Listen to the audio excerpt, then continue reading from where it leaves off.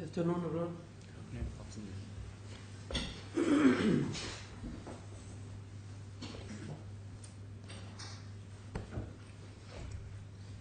Yes, Mr. Rudd, you may continue. Mr. Lees, I want to start this afternoon by asking you a few questions about the backdrop to January 2014, which then gives rise to the events that led to your termination. Just to get the chronology straight, you resigned as chairman on the 31st of January 2013. Correct. That was in accordance with the SCA. Correct. And then you began a discussion in 2013 with Mr. Lemaire about your some proposals relating to the SCA, including your exit date. Did we really started the discussion in 2013? I am unsure, but in substance you're right. So if we just turn to C4, get out C41623.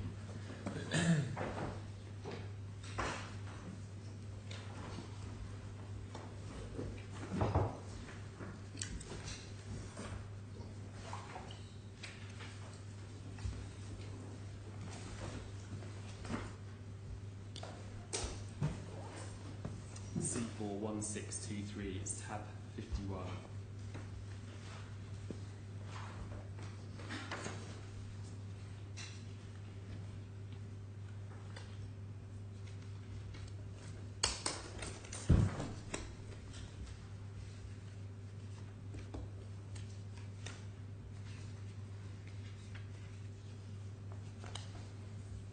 The starting point is 1622, which is the email on the 30th of May.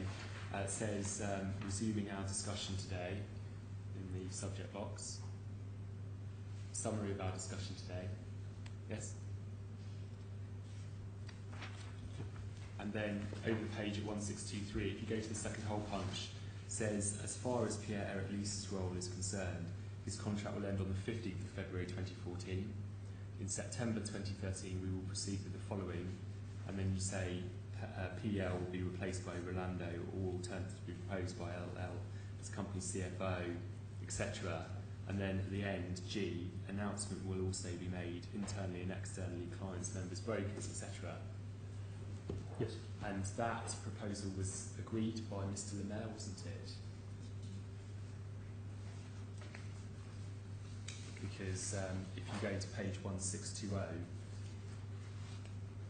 1620,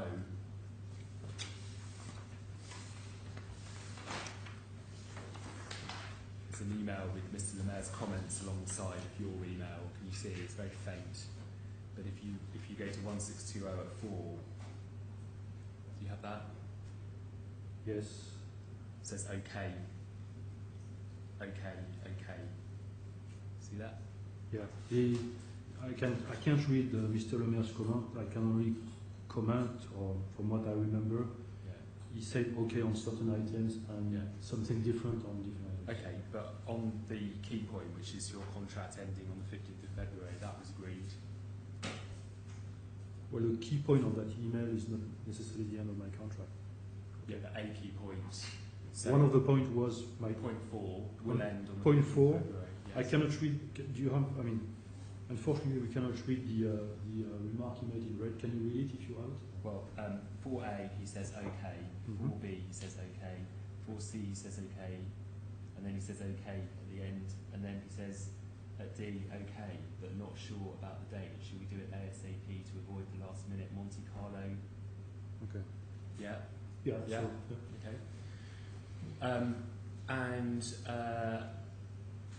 You did that summer, I think June to September, a helicopter diploma in France. Yes. That was an intensive course. Intensive in what sense? Or to learn how to fly helicopters. It requires a lot of concentration, if it was to win. With lessons, practice, and so on. It's essentially flying, yes, practice. And that would be at least 8 hours a day during that period. Oh no, absolutely not. Of learning the theory and practice of flying helicopters. No. Helicopter flying requires a lot of attention, and when you're starting, you basically fly 20 minutes per day, no more. but studying for an exam. I'm sorry? Studying for an exam to pass the diploma. Well, no, the exam is different. It's, for me, I don't want to make it too technical, but I already had most of the exams before. And you'd be out of contact for at least 8 hours a day during that period in France when you were doing your helicopter diploma. This is far from being true. Then, if you turn to C51941, Say again? C51941.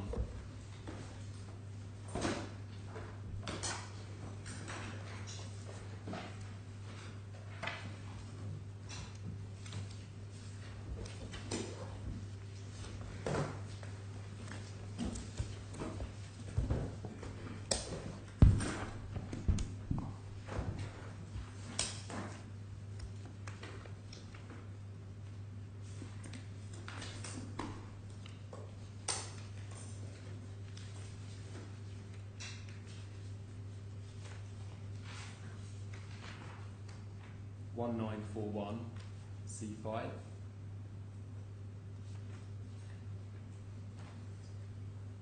C51941 should be an email. 1941. Not 194. Sorry, 1941. Ah, okay. I'm sorry.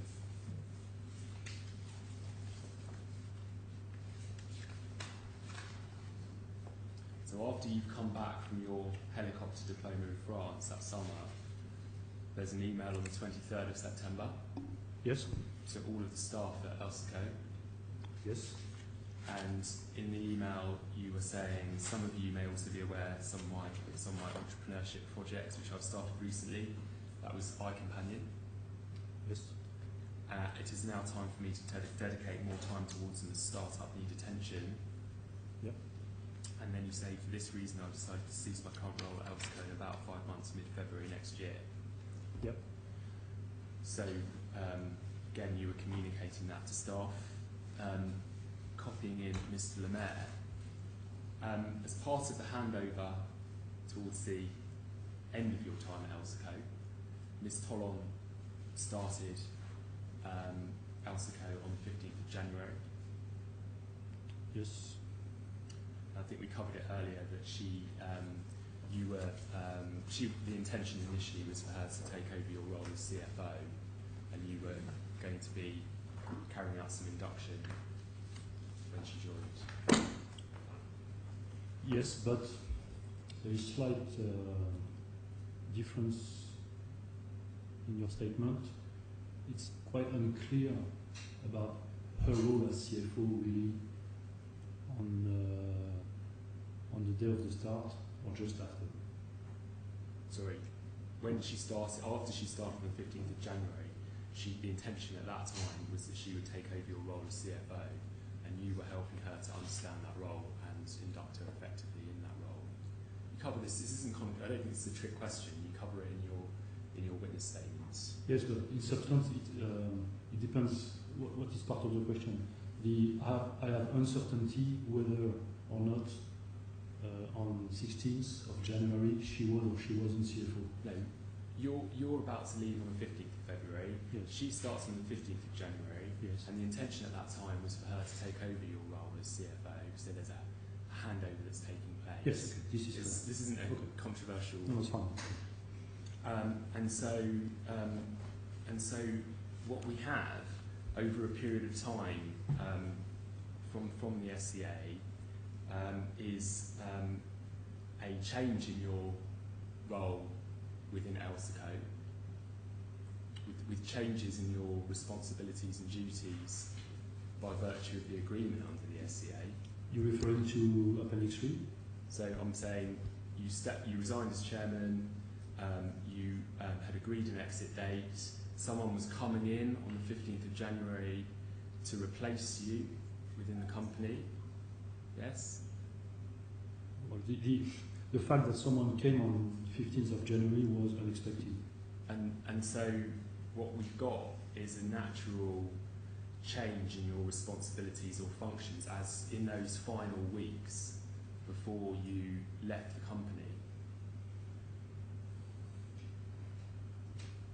Can you be more precise in responsibility and function, please? Because Well, it's common sense. You're about to leave on the 15th of February. You have a replacement who comes in a month before. You're inducting her as to the what CFO entails as a handover, effectively. Agree all of that. That is true. And so during the last weeks, there is a change in your role, because you're inducting someone else to take over your role before you leave the company. It's not as simple, because when you say my role, for example, I remain fully involved in the supporting the accounting teams to submit the account, for example. If it's that what you mean, my role hasn't changed. So, well, one of your allegations that's in the claim form is that Elseco were removing your responsibilities or functions, and you complain that that's harassment. yes. Correct? Yes. But actually, what's happening in those last weeks of 2013 before your exit date is a natural product of what you had agreed under the SCA and what you had agreed with Elseco as to the final stages of the transition before leaving the company. Well, I think Mr. Edward, he said, with all of that, my role unchanged. He knew that it was a transitional period to hand over to someone else, but he said, my role is unchanged, I remain CFO, his responsibility is the same. Yeah, but there was no action taken by Elseco to unilaterally remove your responsibilities or your functions. In fact, there was. Because In fact, there was. the truth was, you had agreed certain terms under the SCA, you had agreed an exit date, and there was someone else coming in to hand over. No, there was, and that started really in summer of 2013, or even before that, where some of my responsibilities were removed without even being discussed with me.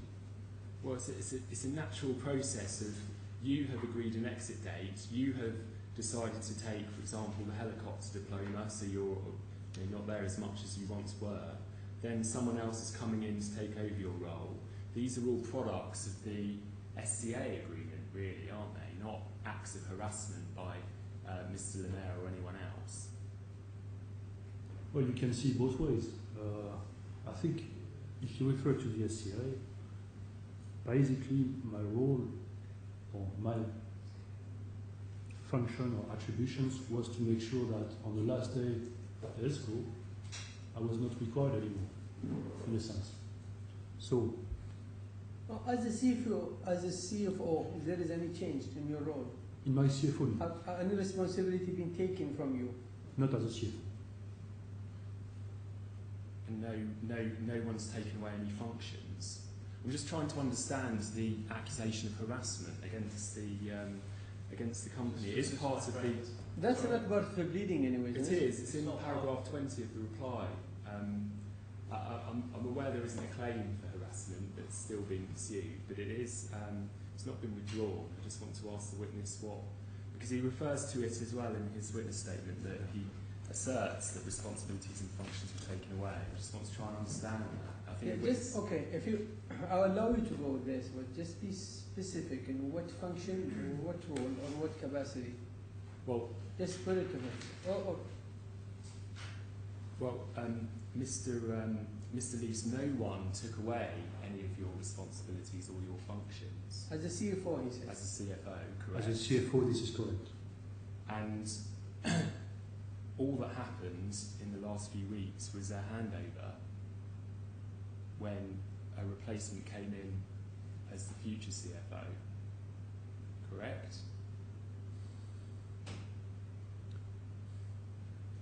The fact of the matter is, I was a CFO until the last day, that's true. However, there was someone in the company who came to replace me, but we're involved in some discussion with the auditor, for example. So I still have my role as a CFO, but I cannot have a view, or I don't know, or I ignore still at this time what was the content of the discussion between this person and PwC, for example. It's not harassment, is it? It's what you're describing. Well, the harassment comes from different points, in fact. There has been several instances where I haven't been treated properly in this company. That has nothing to do with my role as a CFO, except when someone who is not a CFO or there is uncertainty goes into a meeting with Pricewaterhouse, discuss some accounting issue, potentially or not, without even having referred to me or without even me knowing the topic of the discussion. And I found it very odd because at the end of the day, I'm the one who's supposed to sign up on the accounts without even knowing what is discussed over there, and I think it's wrong. The other part of your agreed exit date, once it had been fixed and communicated, you were also making plans for life beyond Elseco. Yes. One of those plans was iCompanion. Yes. That was a service for the elderly. Yes. Being launched through your business Uxco. Yes. You were preparing to release the service in spring 2014. Yes. You were planning functional tests. Well, I mean, in 2030. let me be clear about Uxco. Uxco is a company which was created in France, and I have no, and I still don't have executive responsibility in that company. So, if your question is about my activities after I left in Uxco, okay, it's not operational activity. No, it's not. I'm asking you about what was happening before. Okay, so I can comment. Terminated. I can comment on what happened at Uxco, fine. But what I'm commenting on, for example, the test, functional test, this is something which happens and which was organized by someone at Uxco. Are we clear about this? Yes, but you were going to be running iCompanion. And no, so precisely no. That's what I'm saying. I was not running it. Someone was running it in France, okay, and I was the president of that company. So I was informed or involved, but not running it. Yeah, you're involved in the planning and development of this. It's your idea, isn't it, effectively? Correct.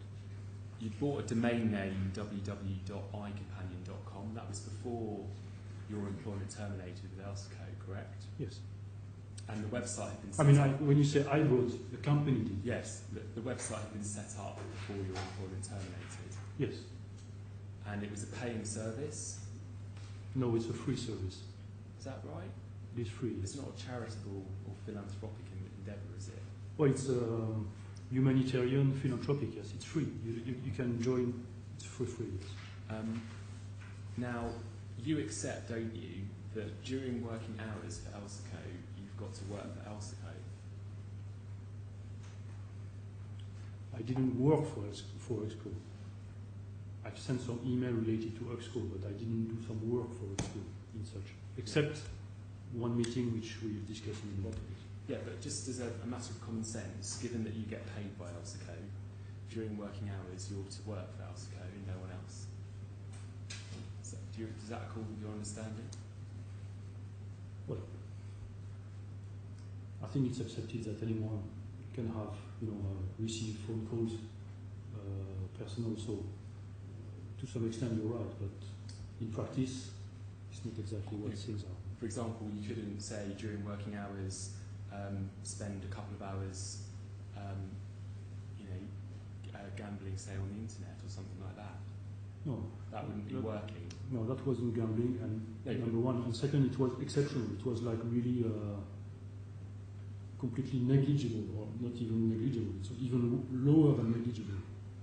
And Elseco resources, they would be email address, phone, so on. They should be used for Elseco work.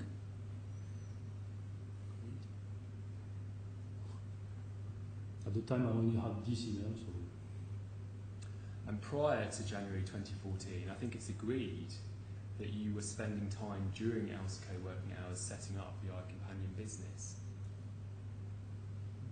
where was it agreed? Well, if we have a look at a couple of emails on the point, so C62116.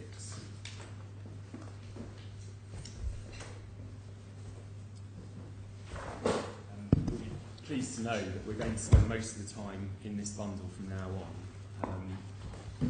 And the first email is at 2116, tab 89.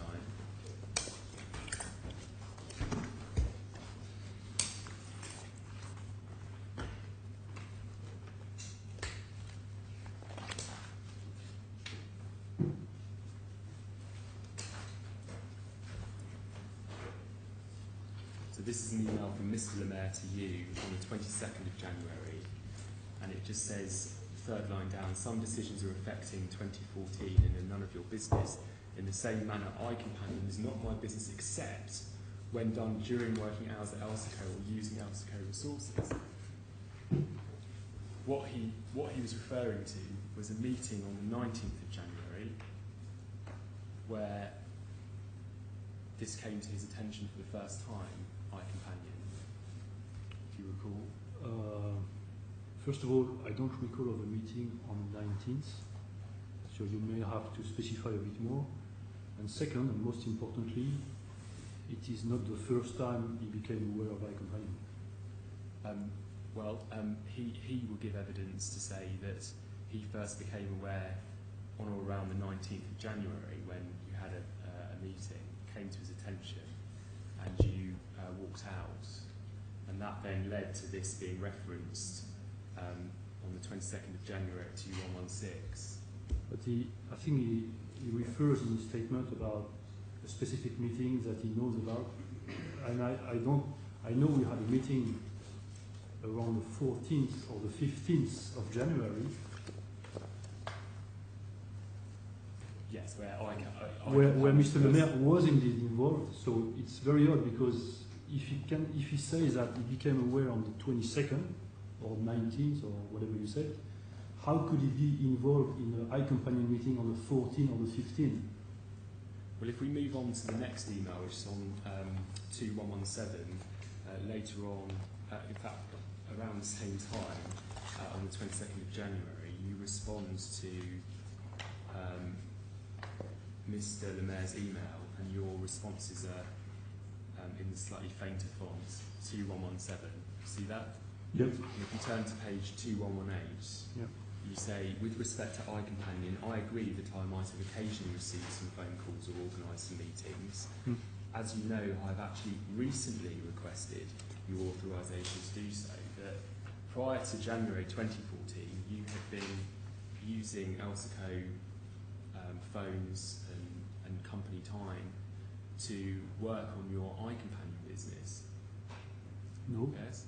No, I think that when you say work, you imply that I actually spending time on something, but it's different. Like for example, okay, I don't know, you receive a phone call from your wife, for example, and she asks you for support in a telephone conversation. You say really that you work for her to do something? I'm not sure about this state. I mean, I don't like the term work that you use. Well, just focus on what you actually said in the email. You say, as you know, I've actually recently requested your authorisation to do so. Now, why say that if Mr. Lemaire already knew about iCompanion and indeed had meetings with you about it? Why say that? I'll tell you why. That is true. No, precisely. What happened is there was a meeting planned for iCompanion on the 14th or 15th. I'm sorry, I don't know. I think it's 14, but say 14 or 15. People were coming from outside of this country, and I specifically asked Mr. Lemaire if I could use the meeting room at ELSCO, which he agreed. And not only agreed, but he participated in the meeting. So this is what I'm referring to here. I requested specifically his authorization to use the meeting room. But that's okay if it's outside of company time. No, he accepted it because it was during the day.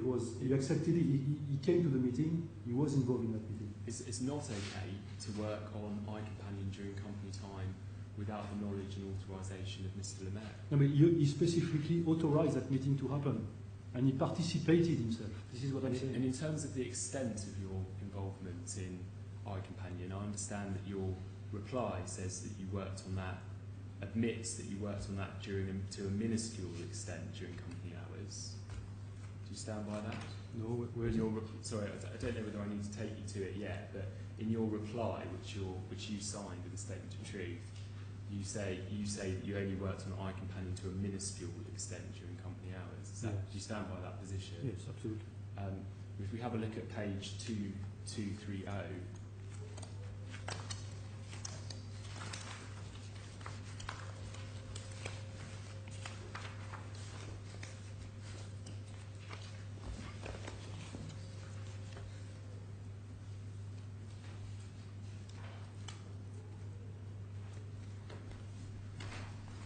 This is an email sent on the 10th of February, so shortly before your agreed termination What's date. page number again? The page number again. Page number. You're looking at 2230. 2230. Yes. C6 tab 130.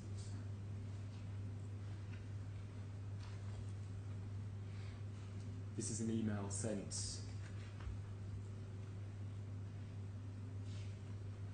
Yes. Draft email sent to Mr. Lemaire on the 10th of February, shortly before your agreed termination date. Yes. And you say, this is what you propose to say, hi everyone, and then at the last paragraph in parallel, as many of you shown interest, I will dedicate some time to launch the iCompanion free service for elderly independent people. We are finalising functional tests before releasing the service in the coming weeks. If you find it interesting from relatives and friends, don't hesitate to register at www.icompanion.com. So, as at the 10th of February, you had set up the website. Not me, but the company had, yes. And the functional tests had been finalised. Not by me, but by this company. And you were getting ready to launch the service shortly after you left Elseco. The company was, but yes. So iCompanion had grown from being maybe an idea to a final service that was just about ready for launch at the point that you just shortly prior to your agreed termination date. Yeah, so there were dedicated people in that company to do that, yes. So on the one hand, your pleaded case in the reply is your responsibilities were being taken away and your role reduced, and so therefore you would have more time on your hands. And on the other hand, you maintain that you only worked on iCompanion to a minuscule extent during company time. Yeah, but I mean, you want me to answer to this? Yes. Okay. I maintain the time I spent on iCompanion is negligible.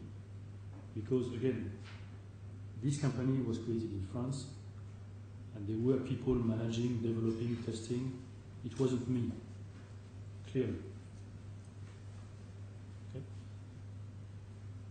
What I can enter again the discussion about the harassment and remove my responsibilities, but in one case you're comparing responsibilities with time spent, which is wrong. Okay, you can have big responsibilities for a very short time, or vice versa. So I'm telling you, I spent a very minimal time on iCompanion, and nevertheless, in parallel, my responsibilities, except as CFO, as we said earlier, were removed. Okay. Even if you're right that you spent a minuscule amount of time during working hours and using Elseco resources and iCompanion, that was done without Mr. Lemaire's knowledge or authority. Do you agree? No, I don't agree. Again, that meeting on the 14th was specifically agreed by Mr. Lemaire. And I suggest that this is just an example of you putting your personal interests above those of Elseco with your termination date having been agreed and communicated, you are planning for your life beyond Elseco. And I suggest that it's simply not credible to assert that you only spent a minuscule amount of time on iCompanion when we know from 2230 that it was ready. It was just about ready to launch before. I can assure you. Exit. I can assure you that none of my iCompanion activity, as small as it was, had any impact on my work at Elsco. And one of the reasons for that, by the way, is the amount of time I was spending at Elsco. I.e., it was very usual for me to stay until more than 8 o'clock in the evening, for example, to work on Fridays, on Saturdays, on Sundays. So I think at the end of the day, it's very difficult to even sustain the fact that my iCompanion activity, as minimal as they were, could have any impact on my work at Elsco because I was doing much more than normal hours at Elsco. But Mr. Lees, that's not the point, because you're paid a wage, a very significant sum, by Elseco to work as CFO for Elseco during company time. Which I did. And if you are spending any company time working on other business projects without the knowledge and authority of your manager, But if I then spend, that is misconduct, isn't it? if I spend more time than normal hours on my role at Elsco, That's not a defence, is it, to getting paid to do a job? no, but you say, yeah, but And it doesn't work this way because, I mean, if I spend, for example, 1 minute on iCompanion on a Monday, 3 o'clock, for example, okay, and then whatever I didn't do during that minute, okay, I do it until 8 o'clock on the same day, how can you sustain that it has an impact on Elsco's activity? It just doesn't work. that's not the point. The point is you get paid a wage to work for the company. If you're during company time working for someone else or working for your own business, then that is breaching the wage work bargain. I am paid. I think he had answered that question. Just so you move to the next one. So if we move to the SL SAT topic, so 2084.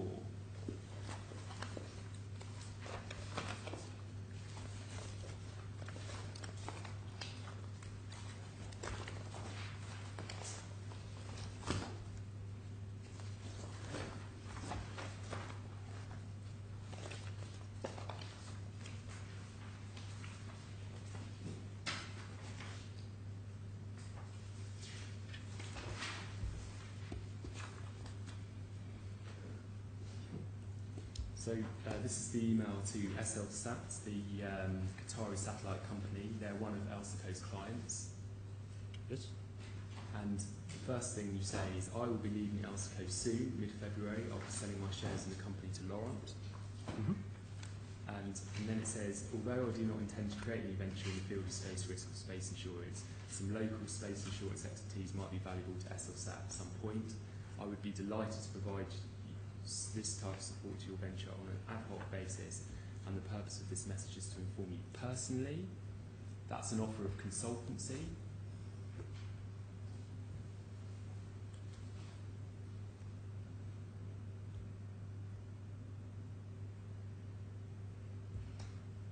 Isn't it?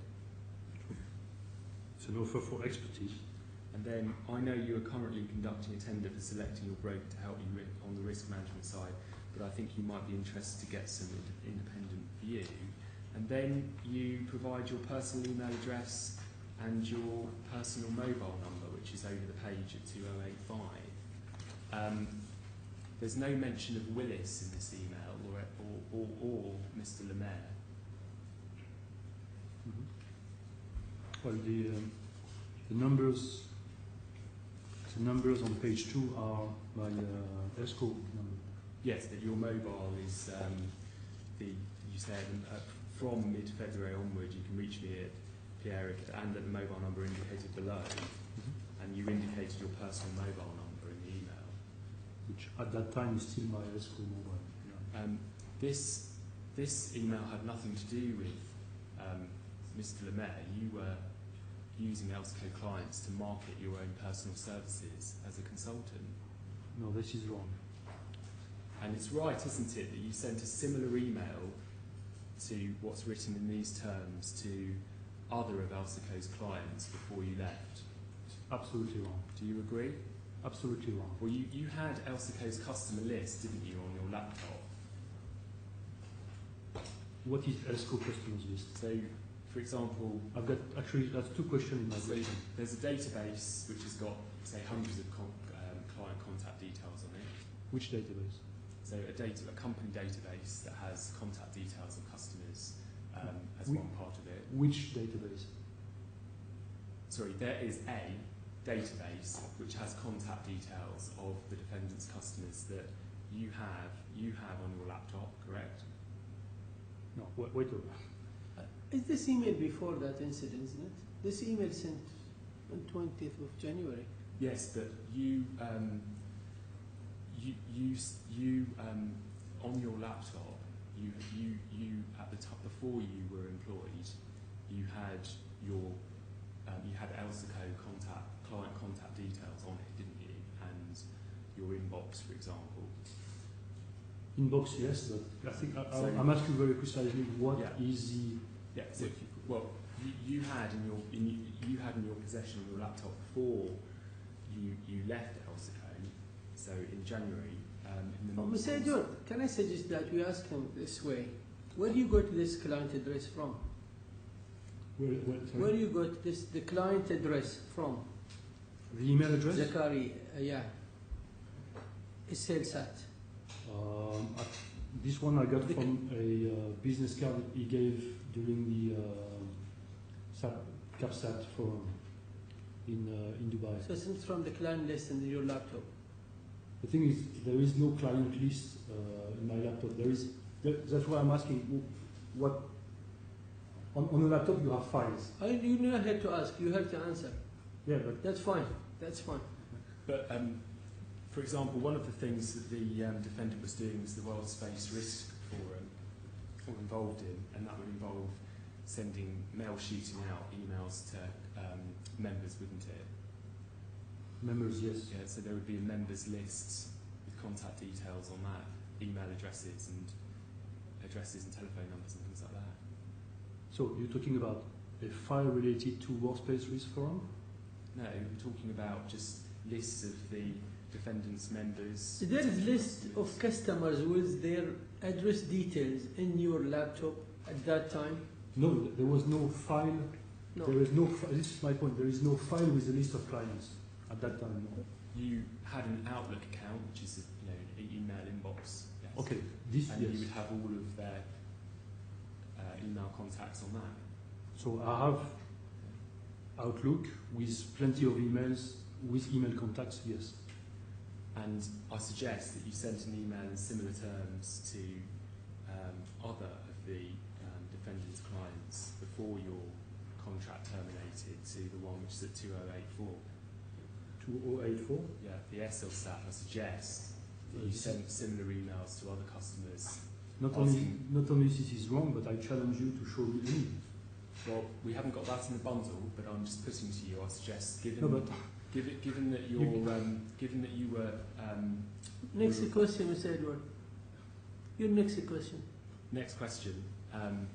That I suggest that you would do this because you were interested in doing some space consultancy after Elseco.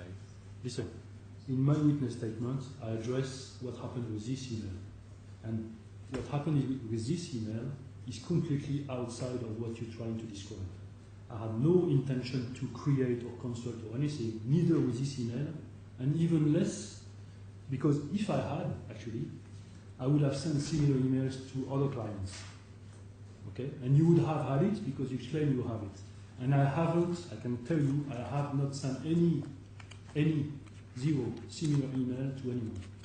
Well, if we go to 2463. 2463.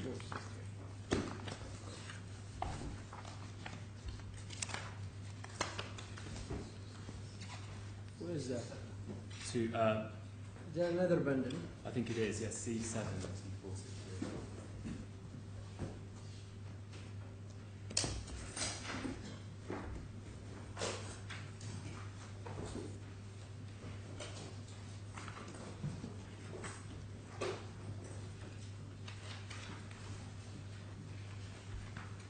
2463. Yeah.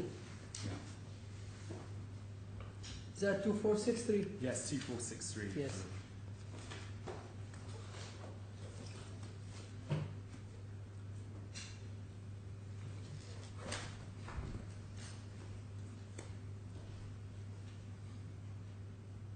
This is after you have left, but you send this email to Ben Davey at Chaucer PLC, and you got his email, didn't you, from your laptop that you'd taken from the defendant? No. And in the email, you advertise your iCompanion business. So, and support No, the in fact, iCompanion. no. I said I explained in my email what I will do. I'm not advertising. Well, you insert a hyperlink to the business in the email, www.icompanion.com. No, I said I do intend to stay in Dubai, so I explained my intention for a few more years and support. So I'm explaining my intentions here. This is using the defendant's customers as a platform to advertise the iCompanion business, isn't it? No, because again, Mr. Davies' email, I didn't have it through Elsco whatsoever. The reason I have it, you want to know the reason I have it? You're free to give that evidence. Okay. Mr. Davies, I mean, you referred earlier to helicopter lessons. Is it correct? Now, it happened that at the end of April 2014, I bought a helicopter. This helicopter requires some insurance. Okay? And I've been looking actively to buy insurance for that helicopter. And the name of this guy, in fact, was communicated to me as one of the guys within an insurance company who could provide insurance for helicopters. So it got in my email, not at all with Elsco. It came into my email and my address book through completely different source. Then when we get to 2464, which is Mr. Davies' response to your email, the top of the first hole punch, he says, "Who is this?" Yeah. Yeah, that's normal because he never heard about me through Elsco. That's normal. And he'd never heard of you, had he? Evidently, by his response. Well, first of all, he didn't respond to me. Yes, but he's forwarding the email to the company. Yeah, so saying, he's "Who is asking. this?" So he doesn't know who you are. He's not your personal contact. I'm sorry? He's not your personal contact. No, because I think I said in my message I leave Elsco. So I refer to Spaceco and Elsco, and he's asking Elsco who is this guy, which I can understand because I got his email from the internet to try to find insurance for my helicopter. That explanation isn't anywhere, is it, in your reply or in your witness statement? You don't mention that anywhere. Well, okay, I accept that. I suggest the truth is that he was, as you knew full well, one of the defendant's customers, and this is another example of you putting your personal business interests above those of Elseco. Listen, if he was a customer of me, doing business with me, he would know me, I guess, isn't it? And putting your interests above those of Elseco and its client relationships, because you send him this email and he doesn't know, who it is. What's going on? Again, how can he be a client of us without even knowing me? I mean, and I suggest to you that you sent thousands of emails to the defendant's clients, or phone calls to them along similar lines. Would you agree? well, first of all, thousands, I disagree. I don't know the number. But you have to understand something. When I left Elsco on the 11th of February, the information that I left was apparently not communicated to anyone, because I was receiving phone calls from clients telling me what happened to me, why I'm not answering emails, phone calls, or anything like this. Even some brokers calling me, asking me for insurance quotes, and I was not there anymore. Yeah. So at some point, I realized that the information that I was not in the company was not released. Actually, I checked it myself. I sent an email to my own ELSCO email address, and I got an automatic reply, which was silent about the fact that I was left. I left the company. So at some point, I was fed up because I received these phone calls from people asking me insurance quotes. I have my non-compete. Okay, people don't know I've left the company. So at some point, I said, listen, these people should know that I am outside. Number one. Number two, these people should know that I'm doing something completely different. Okay, because I don't want to be involved whatsoever into insurance discussion or anything like this. So I've sent this email with these two objectives. First, let them know that I was not in the company. Second, let them know very specifically that I was going to do something completely different. Move on to the laptop. So we know that you took the laptop from Elseco on the 11th of February. Yes. You say that you took it to vindicate yourself of allegations that were being made against you. Can you explain the word vindicate? Sorry, my English. Sorry, that you took it in order to defend yourself against allegations that have been made against you. Not the laptop, the information, yes? Yes, the evidence to litigate claims against the company. No, because when I left ELSCO on that day, I didn't have necessarily a claim against ELSCO at that time. Remember, no. I was not fired. But the intention was to take the laptop in order to have the information to provide evidence and support a claim against Elseco. No, my point is the laptop, and I said clearly that I was keeping the information because I wanted to have to support potential claim, but that could be because, again, there was harassment, as you said. I did some specific notification of uncompliance or suspicious transaction. Yes, it's in my witness statement. And thirdly, under the SCI, okay, it was obvious that there was going to be some issues for which I was entitled to have information anyway. But help me with this, that you take the laptop before you were dismissed, correct? Before I was dismissed, yes. And so before any allegations had been formulated against you? Correct.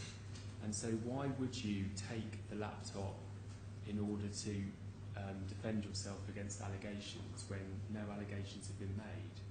No, that's precisely what I said to you. Number one, I did some non-compliance reports and suspicious transaction reports, and I wanted to sustain potential actions there to support the evidence. So just pausing there, that explanation isn't in your witness statement, is it? I think in my witness statement it's clear that I did some suspicious transaction reporting. But not that you took the laptop in order to retain that in your possession. No, I said the information which I took was sustain anything against what happened.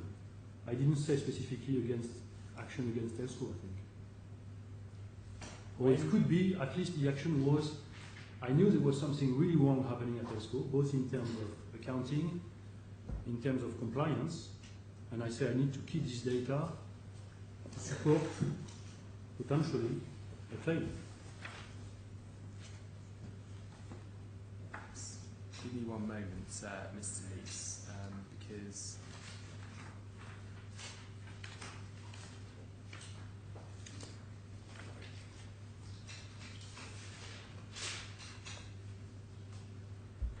I think you're changing slightly your explanation here. So can you have a look at B110, please? It's at page 194 of the witness bundle.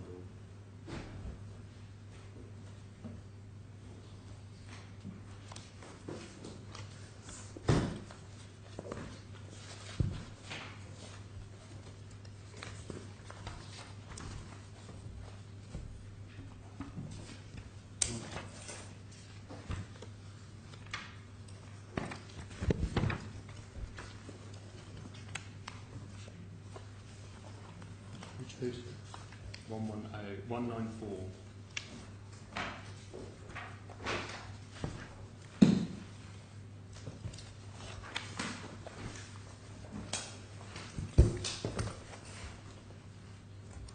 So you say there, on leaving I took my laptop with me to ensure that I had all the necessary materials that would enable me to support a claim against Elseco for the way I had been treated by LL. I was also concerned that LL was attempting to portray me as someone who had been dishonest. I wanted to be able to produce a paper trail showing that I've been totally transparent in my conduct. No mention of compliance or a report there in that paragraph. And then I think there's one other paragraph in which this is dealt with. Just find that reference.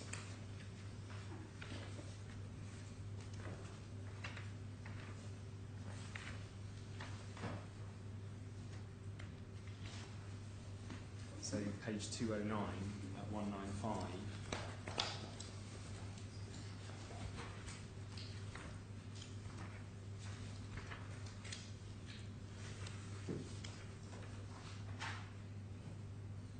I took this with me to ensure that I had access to material correspondence and information that would evidence the unfair treatment that I'd received from LL. Yes.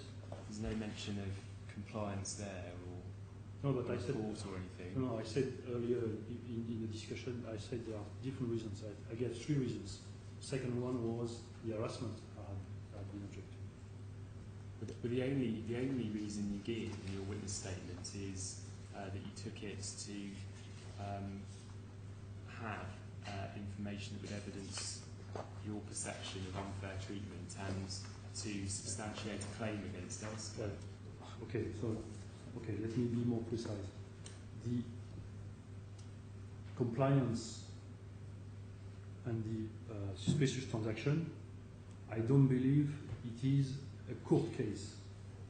This has to be addressed by DFSA under a specific complaint email. So, I think it's mentioned in 107.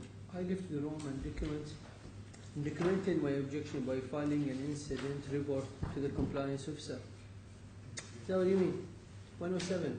Your Lordship, it's regrettable that reference wasn't put in, and unfortunately that document didn't find its way as a result into the trial bundle, but I have copies of that document, and my learned friend and his team have had that document in standard production, but it hasn't been included in the trial bundle. No, at least he was asking him about his statement. But you just seen? Have you seen that? I've seen that. 107. Yeah. I've seen that, my lord, but it But doesn't you say say. it's not supported. It's not an explanation as to why he took the laptop from the company, which is the point that this witness is being asked. But you just asked him. He gave you 3 points, and then you was arguing with him. There is only mention of 2 points, and then you was saying there is no mention of the 3rd one. So I just show you it is mentioned in his statement. Yes, but in terms of why the laptop was taken, the explanation is simply in the statement that it was to evidence a claim against, evidence or for the purposes of evidencing a claim against Elseco. The paragraph 107. So I don't understand your point. He's saying, I kept the laptop because of the data in it, and because the way I was treated, because the future case, maybe the SCA or even the employment one he was thinking, then the compliance issue. So if you want to keep the laptop and information against this background, what does that mean? He wants to use that information in the right time. So I think he just gave you the answer why he's keeping that kind of data, because of these 2 incidents, to defend himself. And this is 3 incidents. That's clear, Mr. Edward. You're just turning around the same point. My lord, just in terms of what was on that laptop. If you just give him direct question, he will give you direct answer. My lord, I will try to do so, but just in terms of what was on that laptop, your Microsoft Outlook email accounts, Correct. with all your emails and thousands of Elseco's contacts. No. Again, the emails, yes, but I don't have a list of contacts of clients like what you suggest. You also had, did you have a copy of the defendant's server on your laptop with all of its documents on its hard drive? Of the sorry? Of the server, effectively have a copy of the defendant's hard drive on your laptop in addition to your email account. Would you, I mean, there are several questions in the question. You talk about the hard drive now? Or? Yeah, so you've accepted that you've got your Outlook account, and we can see some examples of emails that you've disclosed in the bundle. But then you've also disclosed other documents that are not emails. Correct. So yes, I had on this laptop documents which were on my ELSCO directory, and that ELSCO directory, before I left, was copied on the network, the ELSCO network. The ELSCO directory contains a vast volume of confidential information belonging to the company, doesn't it? No. Like what, for example? Well, we can move to some examples now. The Excel contingency policy. So this is at C2 1023.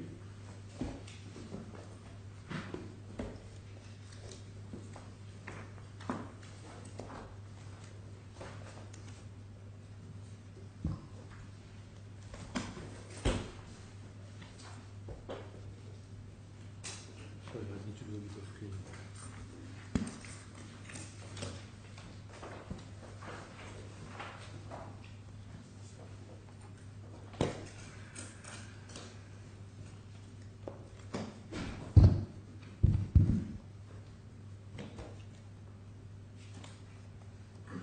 This number again, please.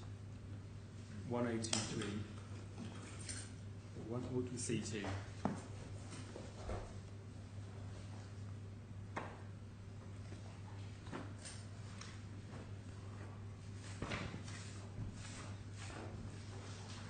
So it's come from you. It's one of your exhibits to your second statement. The Excel insurance company policy. It's not in the public domain, is it? No. And it's a confidential insurance policy between Elseco and Excel, isn't it? Yes, but it's an insurance. Yeah, it's an insurance policy between ELSCO and Excel. Yes. And it's confidential.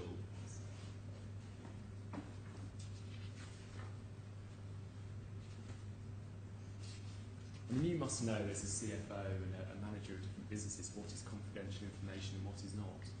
This, an insurance policy between the company and an insurer with terms, is confidential, isn't it? Business information. Well, I think the link with the CFO is not obvious. CFO is finance, so what is confidential? Well, you must know as a manager of different businesses what is information that's confidential to your business and what is not. But okay, for example, it obviously is, isn't it? No, for example, an insurance policy involving one of the ELSCO clients, as you define it, and members of ELSCO, that would be, I agree, potentially seen as confidential information. This is a policy between where ELSCO insures its own interest. It's a different.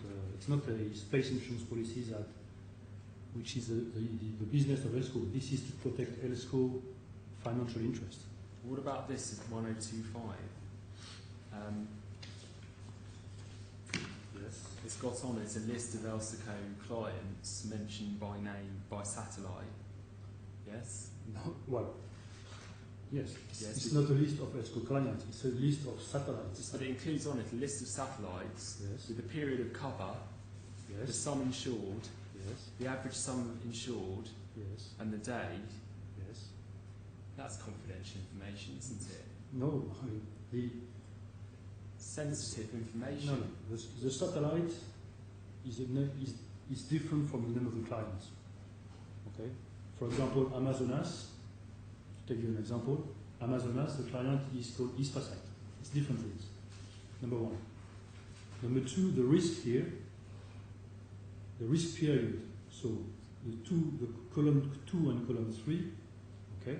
You see column 2 is all set to be 24th of April. Okay? And this period set up in column 2 and column 3 are not linked with the underlying policies which are confidential. This is different. This is an ELSCO financial interest which is insured here. So the sum insured, in fact, has nothing to do with insurance of the satellite itself, the Amazonas 1 and Amazonas 2 and so on and so forth. This ensures the profit commission of ELSCO. So the number actually has been calculated specifically by Mr. Lemaire. But even financial information relating to ELSCO is confidential business information, isn't it? Not necessarily. But if it got into the wrong hands, a competitor or whatever, well, I mean, this is used against the company. Arguably, this is the same level of confidentiality as the ELSCO financials, if you like. Well, it's a level of confidential information, Mr. Lees. If we move on to, we're in C6, 2038.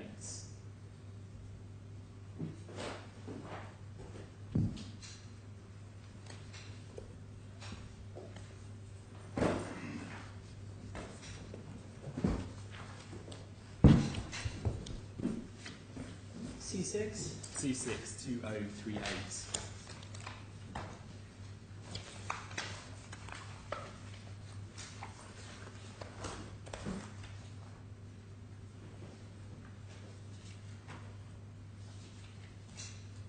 This is again an email chain that's been disclosed by you. You can see your exhibit number at the top.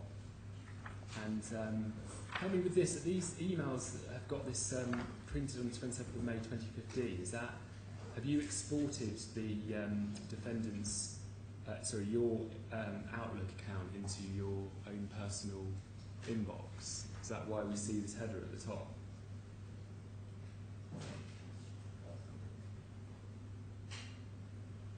I don't know. I see the name.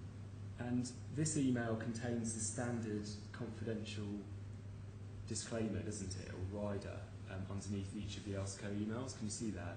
This message, including the attachment, if any, is confidential and may be legally privileged. Mm-hmm. It couldn't be clearer that these email messages are confidential. Okay, fair enough.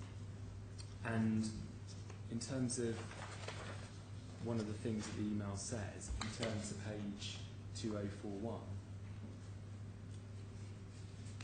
the bottom of the page, it's an email from Mr. Lemaire advising of a potential claim on a satellite, with some details given about the nature of the issue with the satellite. It's confidential information, isn't it, Mr. Lees?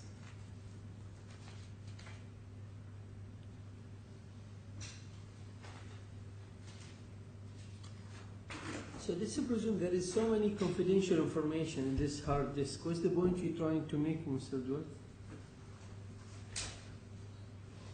Mr. Edward? Sorry? Let's presume there is so many confidential documents in the hard disk in the laptop you've taken. What's the point? What you trying to make? What point you trying to make out of this? Well, this is to illustrate that the claim. Use, misuse, or yes, what? he has taken a laptop from the company with the intention of using these documents against the company in litigation. That's not a defence. It's a part of the bad faith argument. I see. And this is just the tip of the iceberg, my lord, in terms of what the confidential information is that he has in his possession. It's one of the allegations of conduct against the claimant. Just on that Excel policy, it does actually say in the policy that it's confidential. So we were on 1023 a moment ago at C2.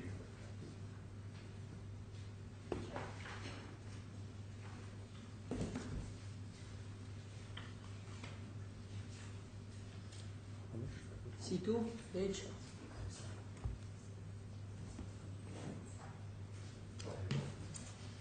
Oh, no, don't worry about that point. Draw that point. Financial information about Elsico, I think you agree that that is confidential information, isn't it? No. If we I don't think I would read that. 2066, so we're in the same bundle.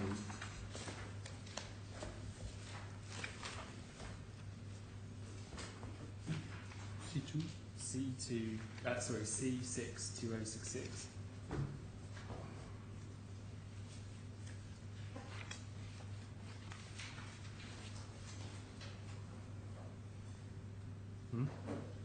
Just help me with it. So this is an email with non-proportional revenues from outstanding premiums, and we can see at 2067 it's a document we saw before with some information in that regard. That's financial information about Elsico, isn't it? Financial information about It's confidential. Mr. Edward, you are expecting him to divide the information in that laptop into two and return the confidential one and take with him the non-confidential document for the future. We're saying he's not to take a laptop with him containing his entire inbox and other confidential information with the purpose of using that information against the company in litigation. That is the allegation of bad faith. I see.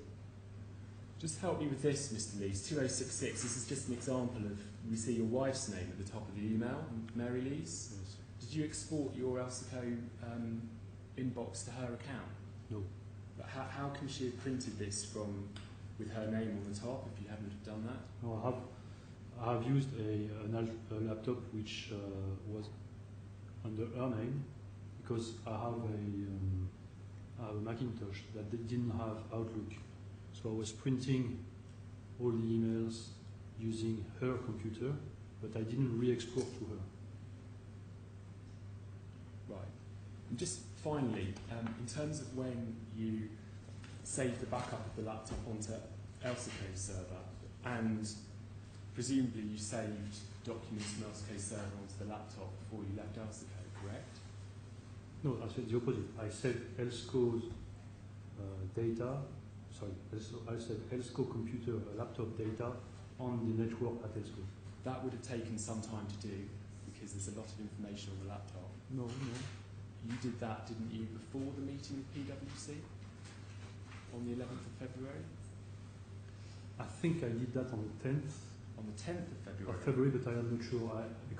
And you probably can find that using the latest files that I did on the 10th. I'll take the last date. I presume I did it on the 10th. So this was before the meeting with PwC? Yes. On the 11th? And Oh, well, I might also have done it when I left the room. The only thing I know, I did it very, very soon before I left Elsco. So is it correct, therefore, that you formed an intention or a potential intention to bring a claim against the company before the 11th of February?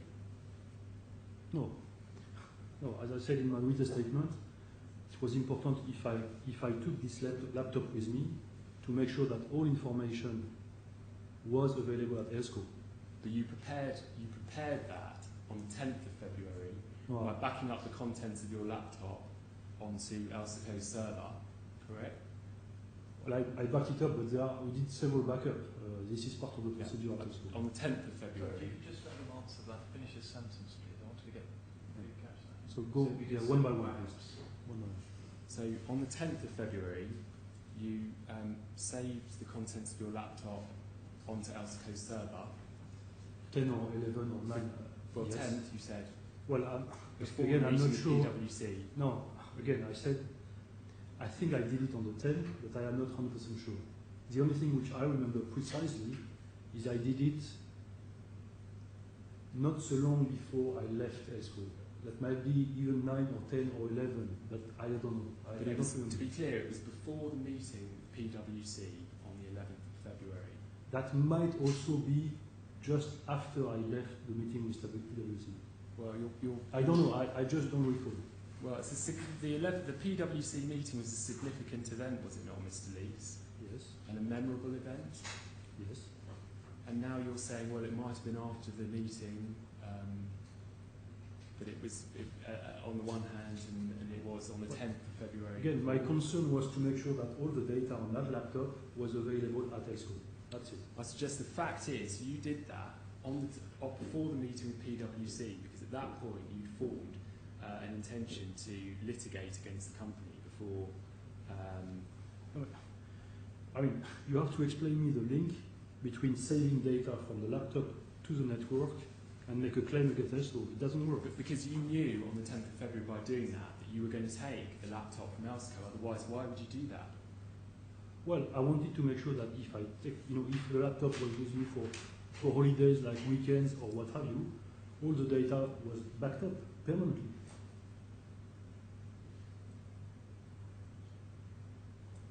This is part of EXCO procedure. Yes, but I suggest that you did that because you knew that you were going to take the laptop from Elsco. You suggest? And that's right, because you'd formed in your mind anyway, and we'll go on to the emails in a short moment in January, that you were being harassed by Mr. Lees over the IPT issue and so on, hadn't you? I am Mr. Lees. I cannot be harassed by Mr. Lees. Sorry, Mr. Lemaire, you formed a view over that issue in January 2014 that you were being... No, in fact, I mean, the IPT, and as I think I clearly said it in my written statement, the IPT issue was closed between Lemaire and me. We did an investigation on this, and he finally sent me an email where he was apologetic about what he pursued as being wrongdoing for me.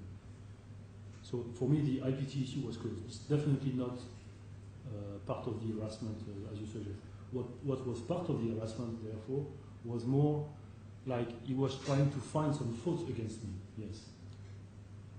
And one of your original claims was for harassment, wasn't it? Correct. CFI. Yes.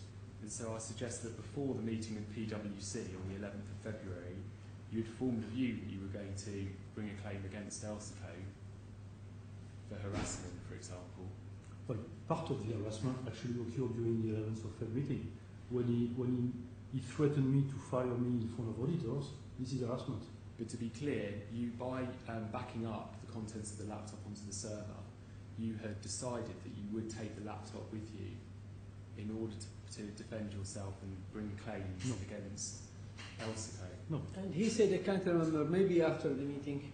Well, yes. My Lord, we'll move on to, we'll make submissions on the consistency of that in due course. I just want to check that when we use the expression backup in the context of these questions, we're referring to a backup of the content of the laptops backed up onto Elsco's server. Yes, we understand that.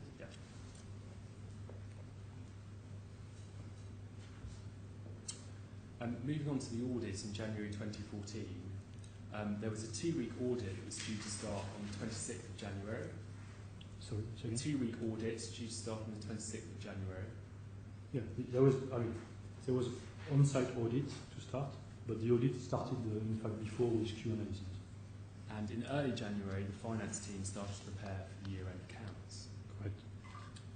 And it was important that the accounts were finalised in order to conclude the agreement under the SCA. Yes. There was a meeting with Mr. Lemaire and the finance team on the 19th of January. Can you be, I'm not sure. To discuss the accounts, the first draft of the financial report. Can you recall? If you can't recall, that's fine. Not necessarily. Mr. Caipuno brought up the issue of the Amazonas Premium and IPT being recognised as revenue at that meeting with Mr. Lemaire present. You were there, can you recall? No. There was a meeting with the finance team on the 20th of January 2014 about discussion about recognising IPT as revenue. Can you recall? No, we had. No, I don't have the chronology or the what you're suggesting, right? Okay. If you want to address how we addressed in meetings the IPT, I can answer to I'm that. just asking for you to confirm whether or not a meeting took place with, you know, So we were meeting about IPT, but that was 20th more. of January. But that was more between Mr. Keikuno, Anna Marie Chang, and myself. Well, if we move on to the emails now, so C62087.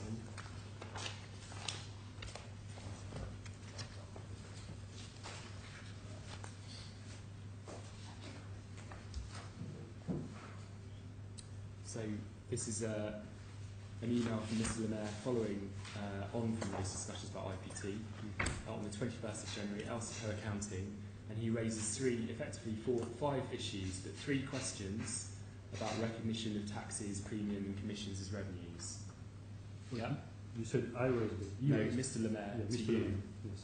They were legitimate questions to ask, weren't they, bearing in mind the need for consistency with previous years?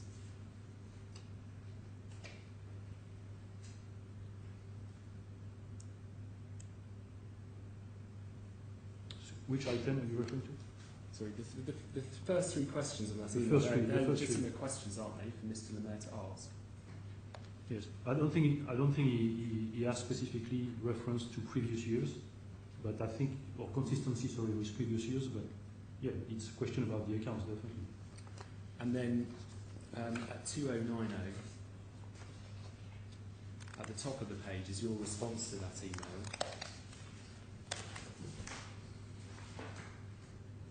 Your email is insulting on the tone and unacceptable. I would like without delay, to formally deny any of your allegation of intentional malpractice in the accounts. I suggest you tell me more precisely which specific revenue date and amount you were referring to. Mm-hmm. That's a very melodramatic response to a request for clarification from the CEO. Well, I'm not sure I understand the term you used, but Well, it's an exaggerated, aggressive response to 3 legitimate questions that were asked of you by Mr. Lemaire. well, I found it very strange that Mr. Lemaire, first of all, questioned the fact that there has been some recognition that he was unaware of. The fact that he's been told, and he says in his email, is it legal?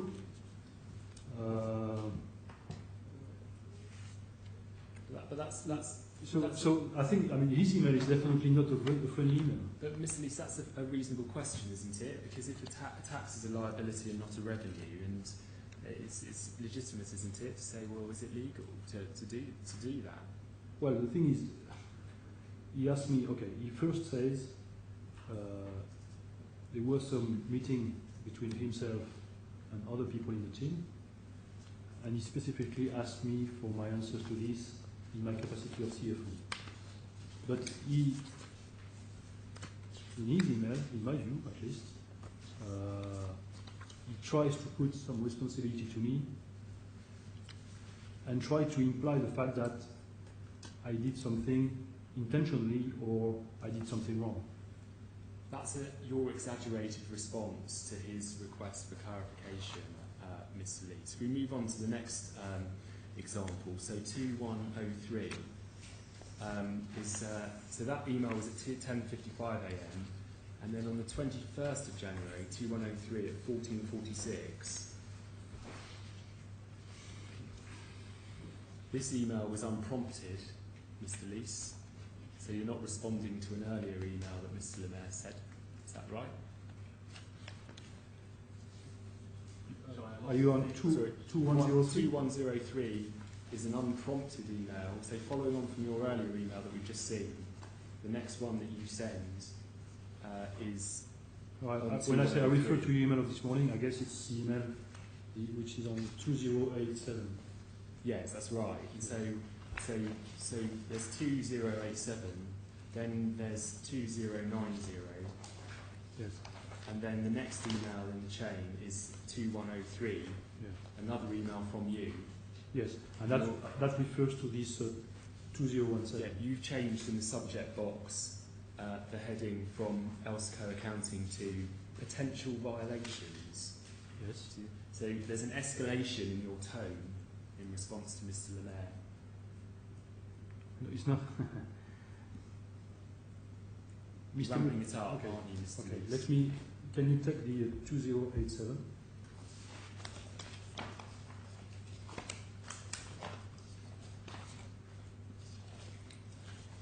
Is the email that morning. Yes. Elsico Accounting.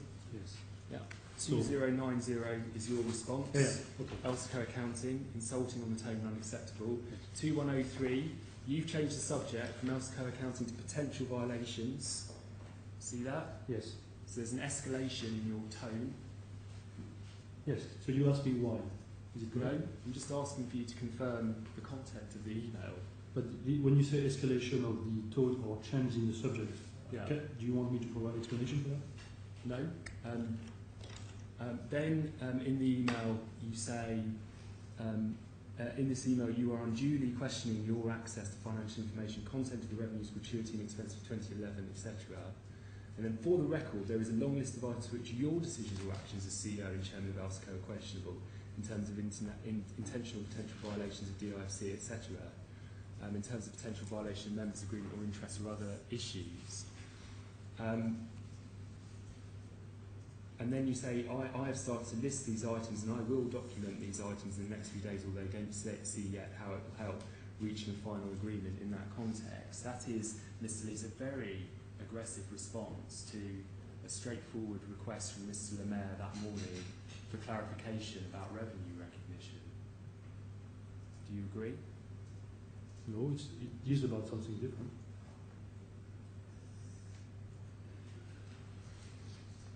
And then at 2096 is Mr. Lemaire's response to that.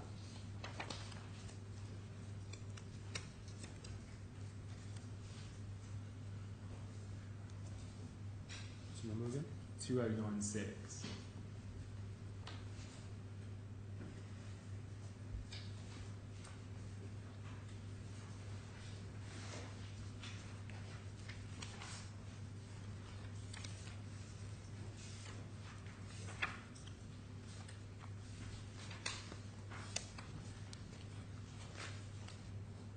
Second paragraph, so it says in the second sentence, I've only asked simple questions which I believe should not be too difficult to answer.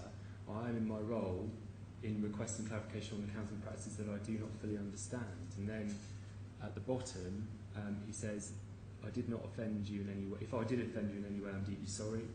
And I believe you can understand my concerns, and I expect to get your views on those 4 points as soon as practicable. Yeah. So he's reminding you this is just a request for clarification. There's no need for you to have become so aggressive about this issue. No, again, as I said before, I didn't become aggressive about this issue. The fact is, when Mr. Lemaire raised some questions to me, I found, as a result of his questions, some wrongdoing on him.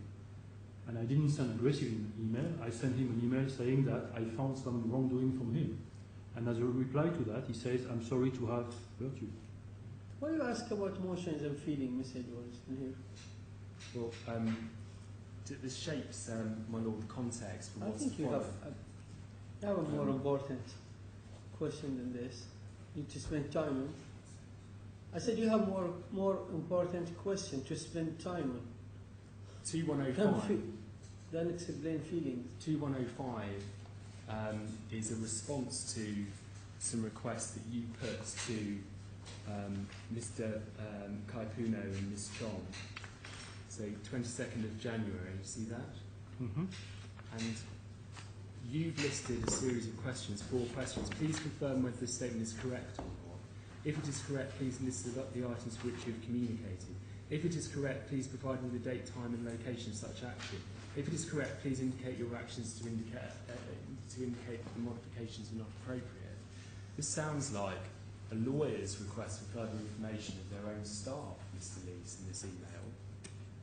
No. Remember, I sent this email because Lemaire said to me, I've been told by the team that you forced us to change revenues. I was shocked, literally, that he said that to me. And so I said, let's clarify this with the people who say or allege that I forced them and see what the reality is. Well, this is an interrogation of your own staff, Yes. Mr. Lees. It's inappropriate for you as a manager to interrogate your members of your own team in this way. Why? Well, to put these 4 lawyerly questions. Well, if they went to the CFO or the CFO went to them and said, I forced them to do something, the least I can ask is, can you explain what you allege I forced them to do? Isn't it? They respond next to that email, and then at 2104 there's an email from you to Mr. Lemaire.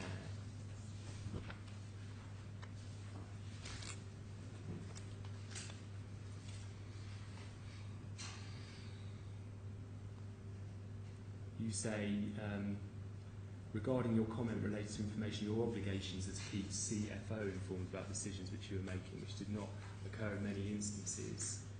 And then you refer to contractual obligations towards you. And then you say, by not consulting me, you have therefore voluntarily jeopardised my rights under this agreement. That is a veiled threat of legal action against Mr. Lemaire, isn't it, in this email? No.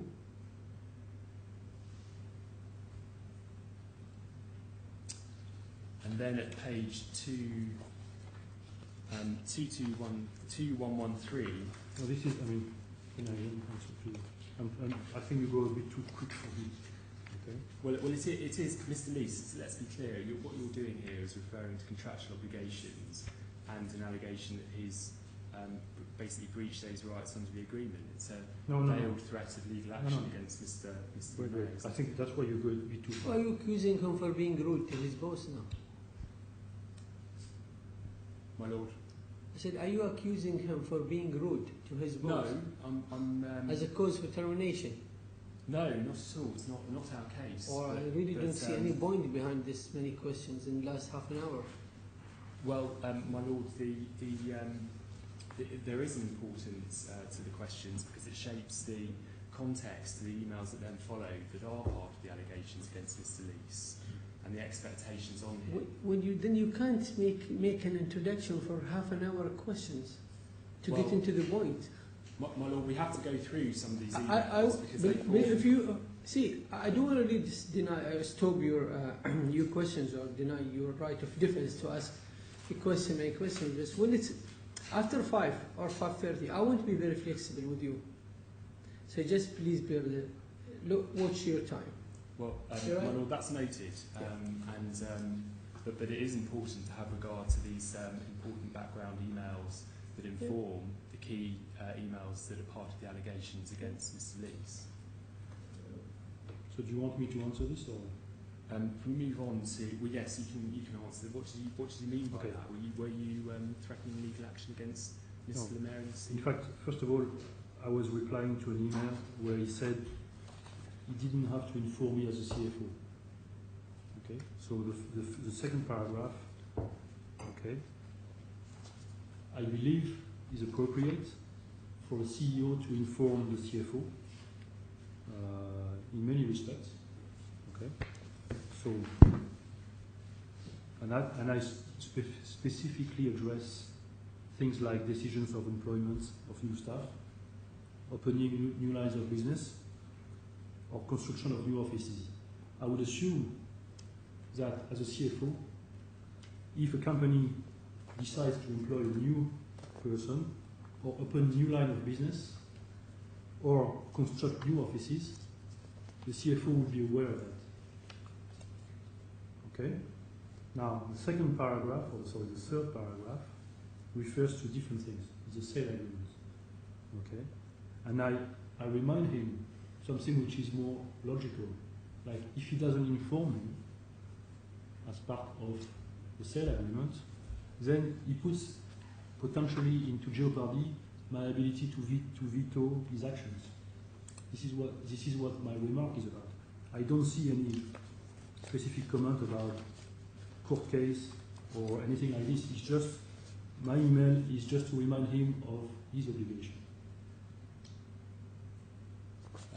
2113, 2112 and 2113 is Ms. Chong's response to your questions, copying in Mr. Lemaire at the bottom of 2112. And then at 2113, they say we do not agree on the term use force. What we did mention when we had the review of the accounts. See that 2113 is that we did some reclassifications of IPT payable to revenue. IPT shouldn't be recorded as revenue. Yeah. And then you say at the top of 2112. Your Lordship, Well, I mean, you don't. can I ask that we read to the bottom of the email in light of the questions that were being put about the claimant using strong arm? I think the email before the witness, you can see him. Yeah, exactly. See. Your response at 2112 at the top, thanks for clarifying this in your honesty. You don't say, hang on a minute, to Ms. Chong and Mr. Kaipuno, we've always recognised IPT as revenue in the accounts. Okay. The IPT, again, this is a situation, and here we are on the 22nd.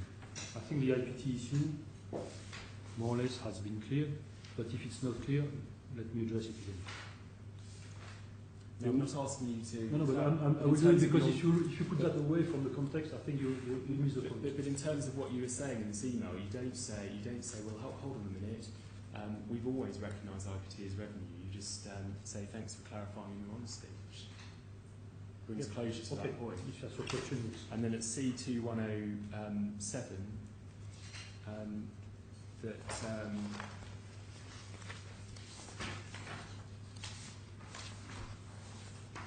Mr. Lemaire writes to the team, copying you in, saying, thanking them and saying, regarding your request, points 2, 3 and 4, I do not think this is the correct way to proceed, as this is not the point at this stage. The point at this stage is for me to understand from Pierre-Eric the rationale in recognising tax and premiums revenues without mentioning it to me once. Well, can I say something here? But that goes back to his initial request. All he was doing was trying to understand what you were doing and being kept in the loop by you. Okay, but I think it's awkward because if you take, and I don't have a reference, but maybe you can help me or maybe Zishan can help me. There is one email where he recognizes himself that if he has done some wrongdoing on HILAS and CICRAL, he will take his responsibility. Okay? The CICRAL issue is actually him requesting the auditor, the financial people to treat IPT as revenue. Or not IPT, sorry, tax that apply in Italy as revenues. So when he says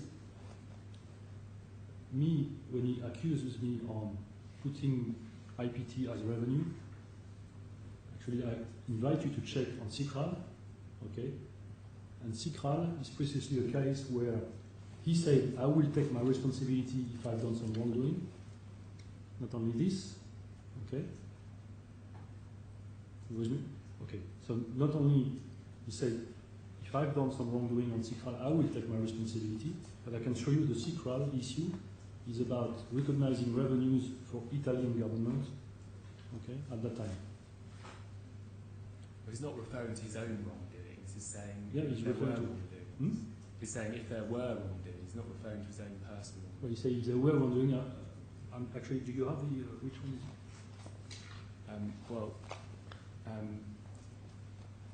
We can find it in due course if it becomes relevant, but if we just conclude with on the IPT issue, having Mr. Lemaire having requested the information and then the hostility that was met from you in response to that, eventually at 2108 you provide the information on the 22nd of January 2014. And if we then move on to the PwC audit, that commenced on the 26th of January. If you turn to 2121,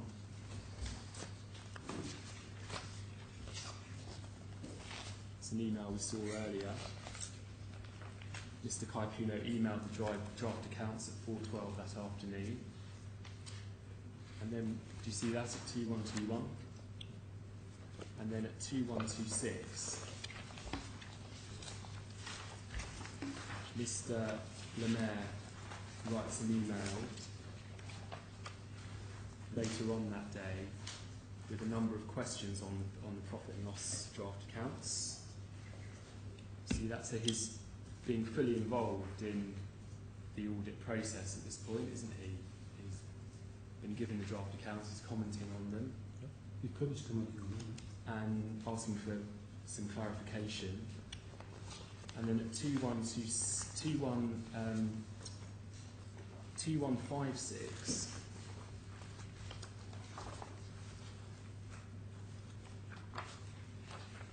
is Mr. Caipuno's response to that email, I think.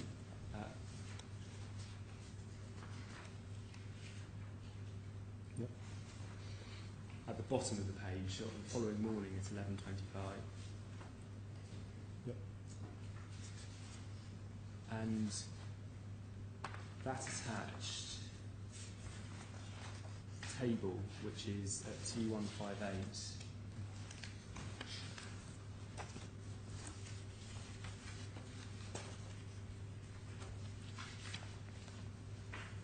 and at the bottom it says other receivables, PC recovery from Excel. Do you see that at T158? Yep. It says recognises revenue in 2013. The figure came from PEL. This is an insurance recovery from Excel. If this is unclear, we can discuss with Pierre Eric. Yes. That was a reference to the Excel satellite contingency policy that we saw earlier. Yes. And that was a policy in which payment was due, but payment had not yet been collected. Correct. And so it would be inconsistent with the cash principle to recognise that as revenue. Yeah, well, no. You have to be careful here, because we're talking about the revenues of ESCO are revenues on insurance policy to insure satellites, okay? Or sorry, to provide service to place, for ESCO to place this insurance contract, okay? So this is the course of business of ESCO. As an intermediary, category 4, to discuss with clients and sign policy on behalf of members. This is the business of ESCO, which is proportional and non-proportional revenues. These are where the cash rule and all the discussions around the cash rule are happening. Here, this Excel contract is completely different. Here we're talking about a protection, a financial protection on income from ESCO. So ESCO is insured. It's completely different. So here we're talking about a completely different IFRS rules. The first IFRS rules that we apply here are IAS 18, which are recognizing revenue for a service company. Here we're moving to recognizing revenue for an insurance contract that was placed and that had some claims. And in IFRS, it's completely different paragraph actually. IFRS 4 is about recognizing revenues for insurance contracts, whereas IAS 18 are referring to recognizing revenues for servicing company. So it's two separate things. Right? We turn to T158A, which is an email on the 27th of January from Mr. Lemaire. And he highlights in yellow some aspects that he wants more details and accounting advices on. Can you see? T158A. Yes. And those items are listed, and they include taxes, receivables with low probabilities, premium and commissions, and the best way to deal with them, referring to the yellow ones that he wants to look at in more detail. Yep. And then if we turn to page 2158C, yep. There's some highlighted amounts here. Question asked, waiting for answers. See that on the top right? And these are hundreds of thousands of dollars rather than millions, aren't they, Mr. Lees? Yes. And then if we move to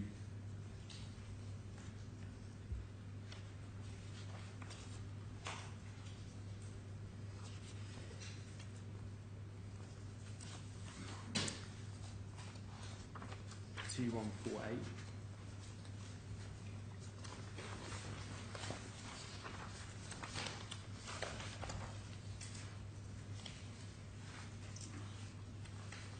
The same day, 27th of January 1838, and see under the heading revenues, you've listed exchange rate fluctuation, write-off of payrolls, receivable profit commission in the payrolls, and then 4, recognition of revenues for launches postponed from 2013 to 2014. It's reasonable, isn't it, for Mr. Lease or anyone in the team to read that as relating to the minor adjustments that are made from time to time where the premium and the actual launch date fall close together over the end of the financial year. But these are not minor. These are major. But the email that you sent doesn't provide any further explanation than number 4. Yeah. No, I mean, this email, the subject is open items, meaning that these are the questions that we need to raise together. Okay, so I'm not addressing here the amount. I'm just saying these are the points we need to discuss. But to be clear, that there hadn't been any discussion between you and Mr. Lemaire about recognising in the 2013 accounts all future revenue for contracts signed, but in respect of which the balance of the premiums had not yet been paid. Oh, I mean, there were, not specifically as you stated, but there were discussions around 22nd of January where Mr. Lemaire admits that there needs to be some discussion related to launches that will occur in 2014.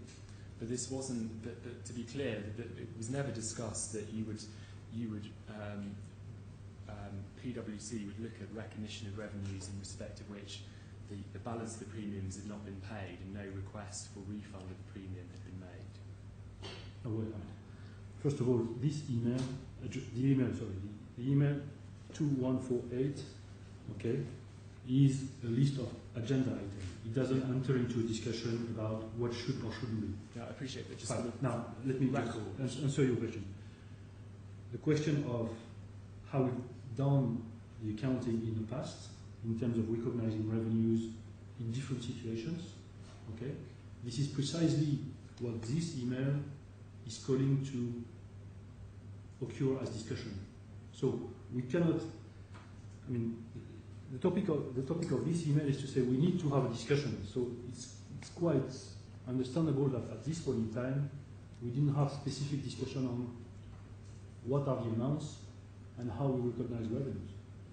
Yes. Right. But you appreciate that if you do recognise revenue on the balance of the premiums when they have not yet been paid in respect of postponed launches, that could make a huge difference to the revenue figure. Can you rephrase the question? If you do recognise as revenue the balance of recognise as revenue the postponed launches in respect of which the balance of the premiums had not yet been paid, that would lead to a huge increase in the revenue figure. Yeah, well, okay. Well, first of all, I'm not recognizing revenue or not recognizing revenue. People in the team are preparing the account. That's number one. That's important. Okay. I'm not recognizing or not recognizing. Okay. People in the team are preparing the accounts. Submit that to the auditor. Number one. What I'm suggesting in this email is to review launches that has been postponed from 2013 to 2013. Now, if you're asking me, I think that's enough. I think if you look at the item 4 under revenues, that's email. But if that were to include, well, it's written how you say if that was include. Yeah, but if that were to include launches in respect of which the balance of the premiums have not yet been paid and no request for a refund had been made, that would significantly increase the revenue figure, wouldn't it? No, but okay. You're referring to this email? Or which, this is a basic question. We've got the email in front of us as to what 4 says. Now, if you're saying or proposing recognition of revenues for launches postponed from 2013 to 2014. Now, if that included those postponed launches in respect to which the balance of the premium had not yet been paid and no request for a refund had been made, that wouldn't it, make a big increase on the revenue figure? Yeah, but I mean, what's the link with number 4 here? I really don't see. This isn't a trick question. I mean, the fact Well, is, it is a trick question. No, because when you did the 4 million and then the 5.2 million calculation, you know that you did include postponed launches in respect of which the balance of the premiums had not yet been paid or requested. In the 5.2 million, they are indeed, it's all, as I said earlier, this is the sum of all, as per database, the expected premium and related commission for future launches after 31st of December 2013. But if you were to include that in the revenue figure, that would significantly increase the revenue figure. Well, if your question is, if you include 5.2 million to a revenue which is 7 million, yes, it's significant, yes, but it's mathematical, yes. Mr. Liz, when you mentioned revenue, recognition of revenues for launches postponed from 2013 to 14, do you, by that statement, do you mean both launches, that the one you received premium and the ones you have not received a premium? Yeah. No, or you make differences between both? No, at this point in time, I'm not specific to that. I just said this is the thing that we need to look at, which means that we need to have, as you said, a discussion about out of these launches which are postponed, okay, what are the ones for which we have received the cash, and that will become obviously. So you mean in general? You mean in general? In general, and for the ones that have not received the cash, let's review it. That's what I'm meaning. Yes, Mr. Edward. 2173.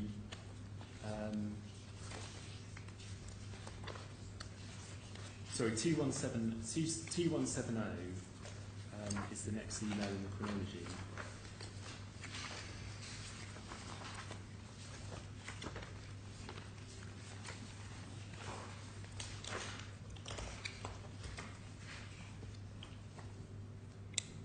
Just to set the context for this email, Mr. Lees, it's sent on the 28th of January 2014, but Mr.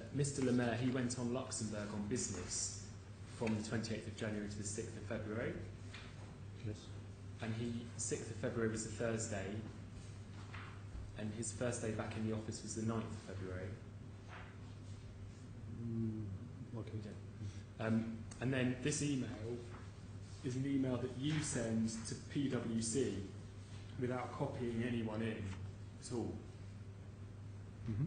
So you haven't copied in anyone from management or even finance or compliance.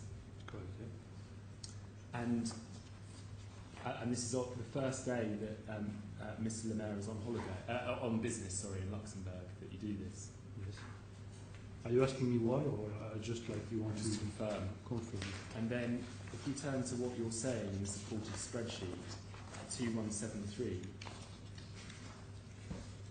Mm-hmm. At the top, you say to be added pessimistic estimate. Yes. And then the amount is the blacked out box is you can't see the figure, but it's 4351. No, I mean this is really wrong. The to be added are column 4 and 5.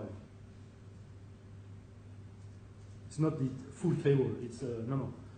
The to be added, go on the Excel spreadsheet, you will see it very clearly. Okay, so but this was just a. Actually, the to be added, you know what it is?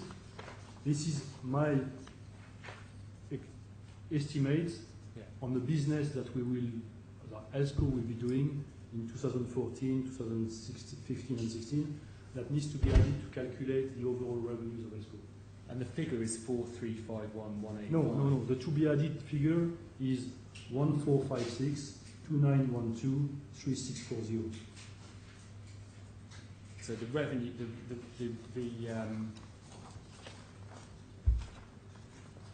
the revenue recognition figure is 4351185. Isn't it?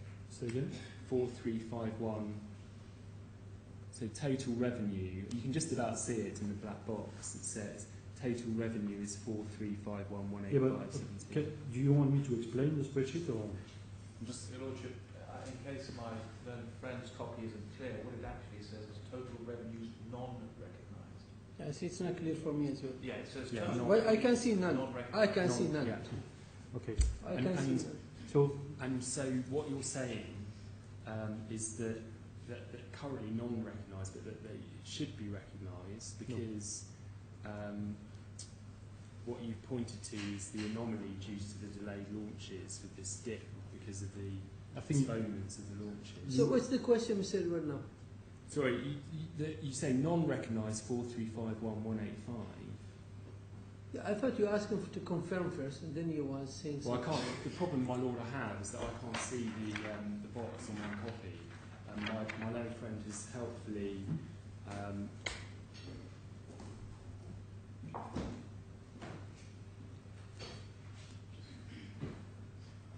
so yeah, it says total revenues non-recognised 4351185. But in terms of what you're explaining in this table is what you describe as an anomaly due to delayed launches. That work's been done on the policies, but the revenue hasn't been recognised. No, I think. Do you want me to explain? I mean, you set up the context in your presentation about what happened on that day. I think it might be useful that I explain also the context. Yes, I'm brief. So, Your Honor, I should start with an email which all the team has received on the 20th of January with a list of items that are required for the audit. And one of these items is called deferred revenues. Number one. On the 28th of January, as you suggested, Mr. Lemaire has left. Nevertheless, on the 28th of January, I have received an email, PwC has sent an email to Mr. Capuno, where I was copied, where PwC requests information, and if my memory is correct, there are 4 items. And the important point I want to make is one of them is deferred revenues. Can I just ask a question about what you mean by deferred? Because and correct me if I'm wrong, in accountancy speak, deferred revenue would be, say, an advance before the work is carried out. No. For example, JK Rowling. Deferred means for me, advance. deferred like revenues which are deferred to future years. But I think what you're talking about is it accrued revenue. No. Deferred revenues is the one that are deferred after the end of the year, after completion. So you mean postponed? Postponed, yes. Deferred to next year. Or So, years so after. what you are saying is that the premium has not been received. Yes. The balance of the premium has not been received because Yes. the launch has been postponed. Not necessarily. All the revenue for which the work has been done, we sign the policies, okay? And the sum of all the revenues that we know we were going to get at some point because we signed these policies are not recognized in the account, and therefore they are deferred to future years. Is it clear? But you were saying that this should be, or proposing that this figure should be recognised. No. Because you had done the work on the policy. No. I'd like to set up what happened on that day because. Do you mind if I start again, or there was on the 28th of January. Again, PwC sent an email to Rolando Capuno, and I'm copied in, where they ask for different revenues. One of them is called deferred revenue. Mr. Capuno, on the same day, answers to 3 of the 4, and he asked my assistant to do the deferred revenues because that requires a bigger treatment from the database. At the same time, we have a lunch on that day with PwC. So we want to discuss what the status of the audit. So Mr. Capuno asked me to help him to do the deferred revenue part. So here I'm sending an email to PwC, and the attachment is the deferred revenue for audit purposes. Okay? Now, so I'm addressing the deferred revenue out of the 4 questions from PwC, number 1. Now, let me be specific about this email because I think that's the core of the allegations. in that email,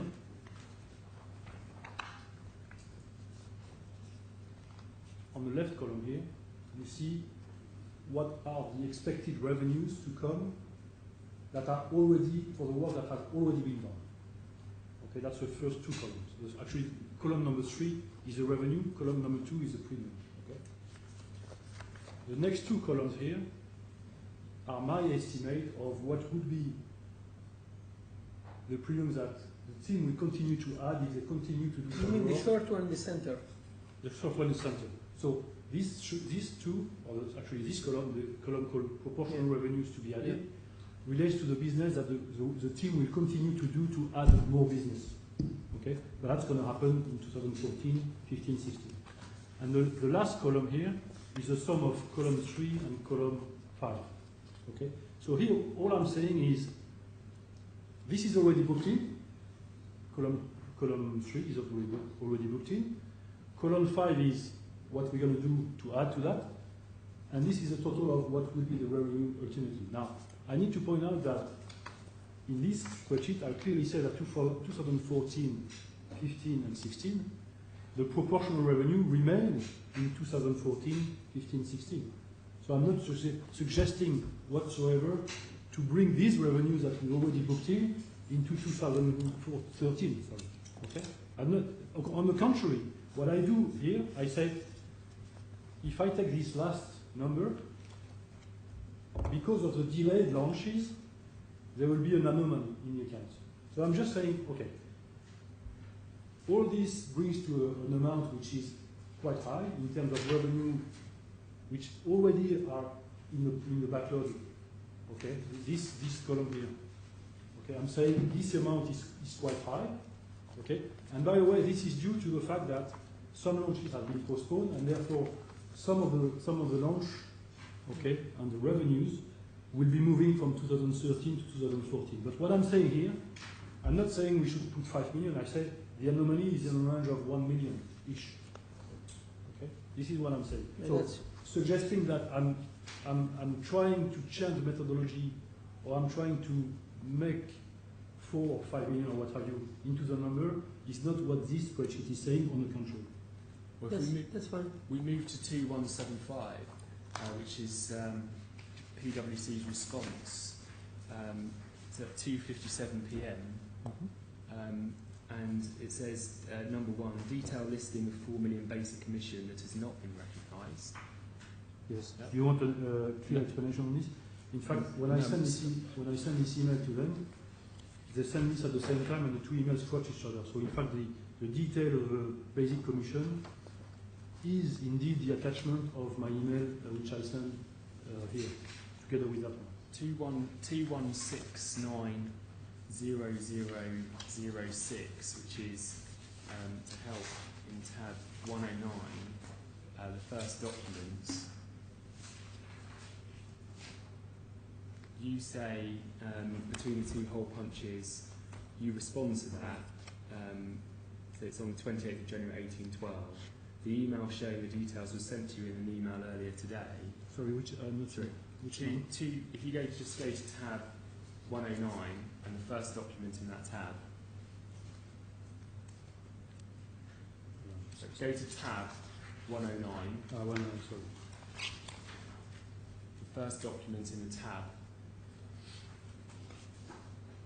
is your response to PwC's email. Yes. You copy in Rolando, Carpuno and Anna Marie Chong, but no one from management. And then at the bottom you say the email showing the details was sent to you in an email an earlier email today. Mm-hmm. I've done the calculation as of today, but I should do it again as of 31st of December for the sake of exactness. I'll get back to you. Yes. Then at C6, so 2183,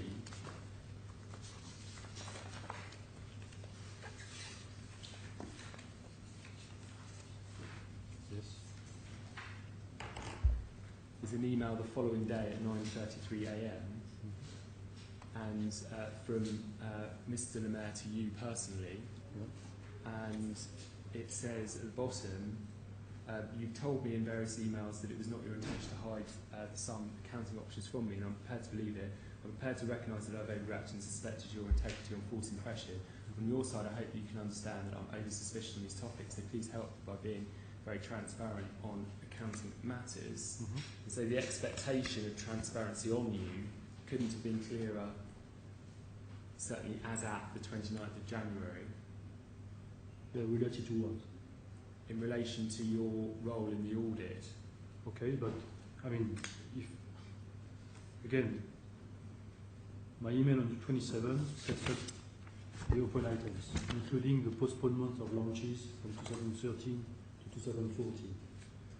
There is an email from Mr. Le Maire, which I believe is dated around 22nd of January. He says, we need to review together the launches occurring in 2014. So, it's clear that there will be on the agenda a discussion about postponed launches. Okay, that's clear. Okay. 2188 is. I don't think he's finished his answer. Yeah. I think he has. No. So. I think that's enough. You said what it is. 2188 is another email from Mr. Le Maire, this time to you and all of the staff involved in the audit. 2188. Yeah. And it says that the year is rather special, and I'd like to make sure that everyone is comfortable with our accounts, so that shall questions be raised in the future, we will know the facts behind the figures. I do want to be involved in our accounts, and I will have to be more involved going forwards. See that? Yes. And so again, the expectation of consulting Mr. Le Maire as to any proposed changes to the accounts was clear to you by this email on the 29th of January. Yes, okay, but I didn't propose anything, first. And second, I mean, I don't do the accounts. Number one. Number two, I didn't propose anything, so you're right in saying that this email asked for something, but okay. And then if we move to T181,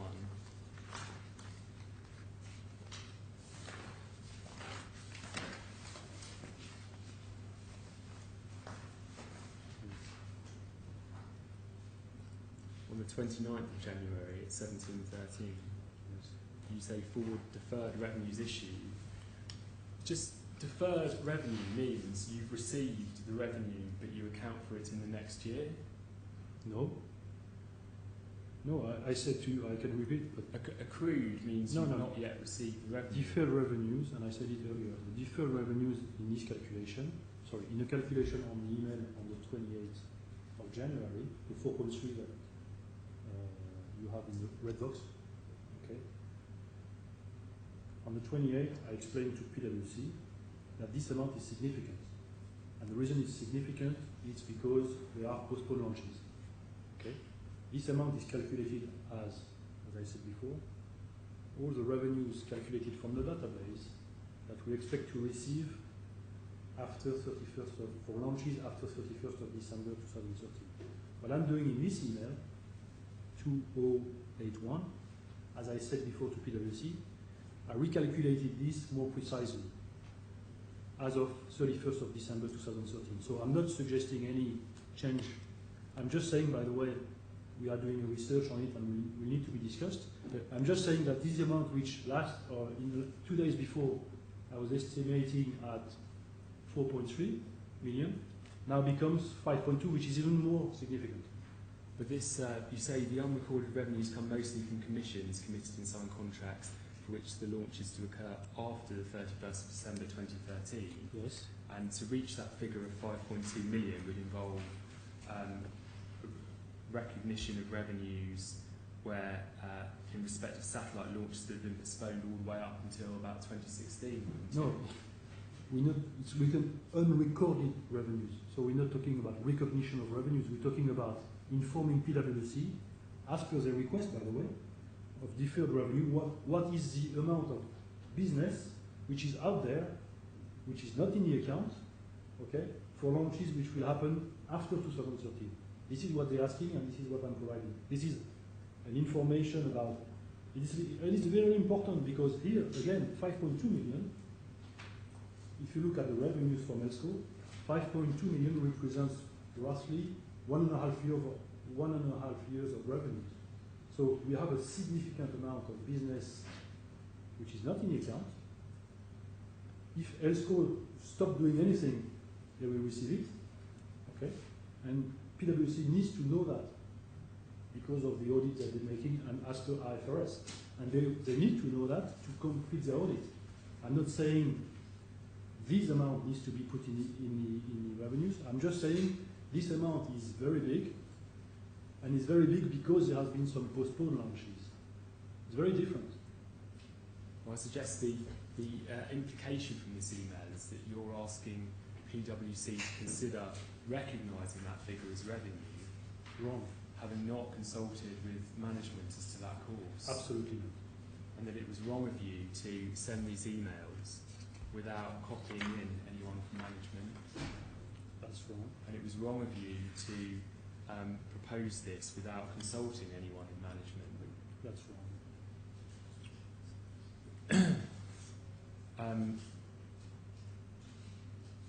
26179, on that point, on the same day, on the 29th of January, so 2179, this is the second document in tab 112, at 1444, 2179. Sorry, what bundle is this? This is in the same bundle, my lord. Sorry.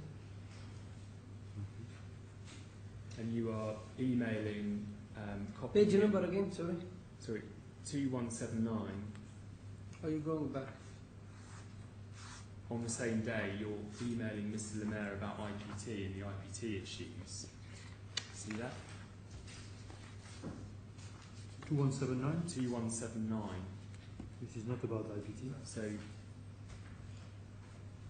sorry, your the outstanding premium, sorry, not IPT, the outstanding premium payments as of 31st of December, and it's an amount of, you know, hundreds of, 100,000 odd US dollars, and you're keeping Mr. Lemaire and his wife in the loop on that, aren't you? While he's away. Obviously, yes. But yet you don't copy management into the emails to PwC where, you know, you're referring to very large figures.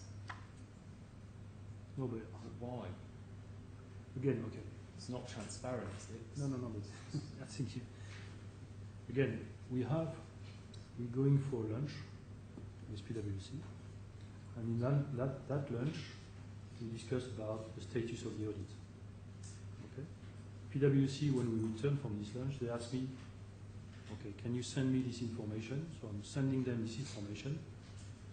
Okay, and then I said to them, we need to have this discussion about IFRS. They agree with that. Not only they agree, but they put it in open items to be discussed when Mr. Lemaire will come back. Not only they do that, but they say in an email to Mr. Lemaire, we have agreed with Mr. Lys and Laetitia Tolon that this is an open item to be discussed when you're coming back. So when you say I'm trying to hide things, this is just untrue. We then have an email at 2211 on the 2nd of February at 1913. So it's in tab 123.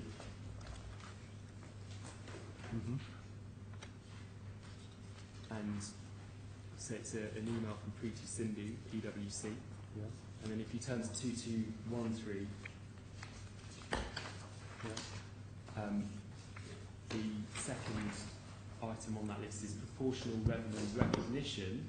Yeah. See that? Yeah. 5.2 million of revenue which has not been recognised because it's not hit the 95% mark yet. However, work is completed, no additional or very less work is needed before the launch. Yeah. Because it's due to delays in considerable number of launches in the year. Yeah. Is saying that that is a figure that should be recognised. No, no. It says 5.2, which has not been recognized, and they say the volume it's a big amount because this big amount is due to the fact that there has been delay. It is exactly what I explained in my previous. But it's entitled proportional revenue recognition. Yeah, but it says it has not been recognized. It doesn't say we need to recognize it. It just says there has been here a big number. I agree with you, 5.2 is a big number. It has not been recognized. And the fact that it is a big number is due to the fact that there has been considerable number of delayed launches. So we need to discuss this. This is an agenda for the meeting, actually. So we see this email says these are the points that we need to be discussed. And so, moving to the meeting with PwC on the 11th of February. Before that happens, can I ask for a short comfort break for 5 minutes? Do you mind, Mr.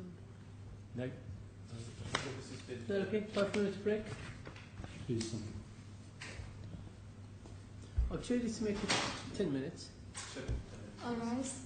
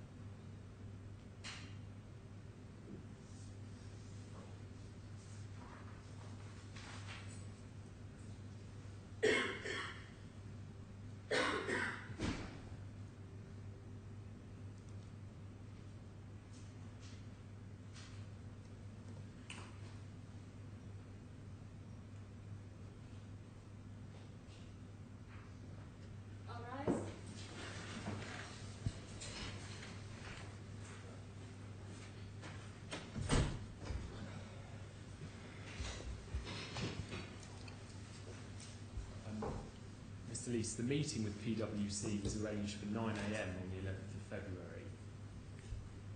I think in your witness statement you may say it's even 8:30 a.m., but it was early, first thing that morning, wasn't it?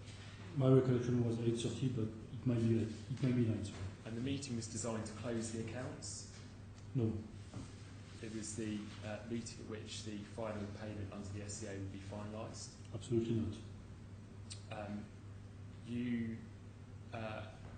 Before that meeting, Mr. Lemaire, he returned to the office on around the 9th of February, and you had a coffee with him, didn't you, before meeting with PwC on the 11th? I don't have a clear recollection, but that's possible. But do you think it's possible that you met with him after he came back from Luxembourg before Which the is, meeting with PwC? there is a possibility, yes. So the meeting with PwC wasn't the first time you'd seen him since he'd gone on that business trip to Luxembourg? No.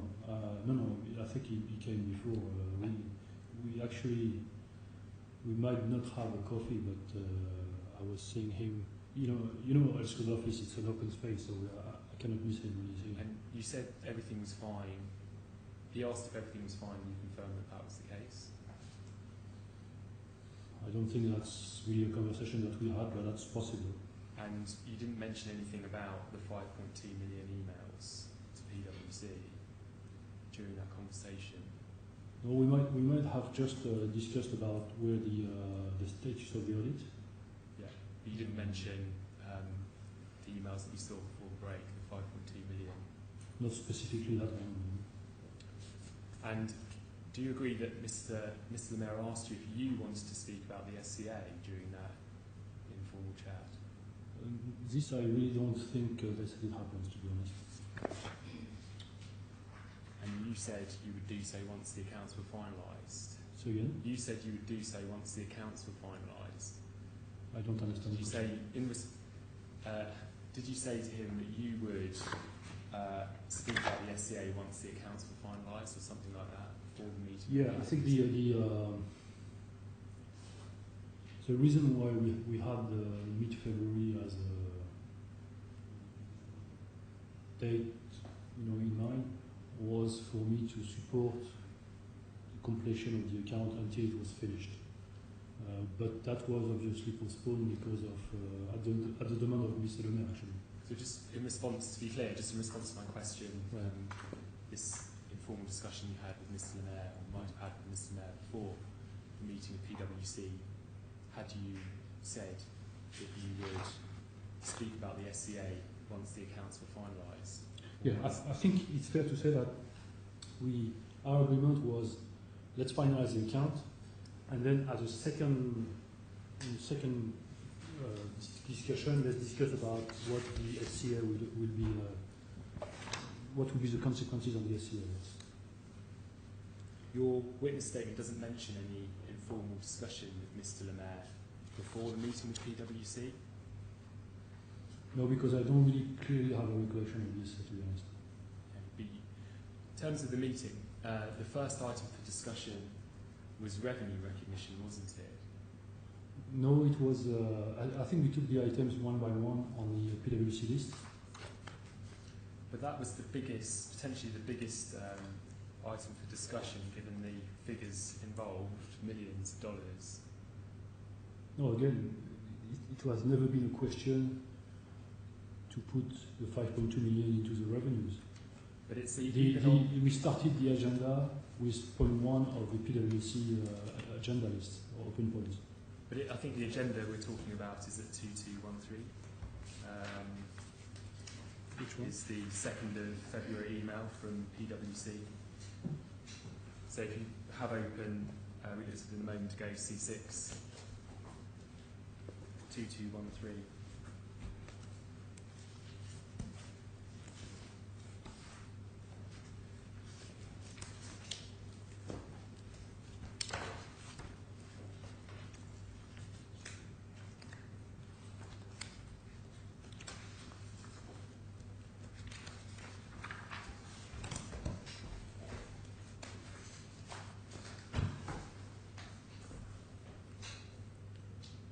Is that the agenda you have in mind, Mr. Lees? I think think everyone agrees that that was the agenda. Yeah, I think was that's right. everyone was working off in the meeting with PwC. Yeah, that's all.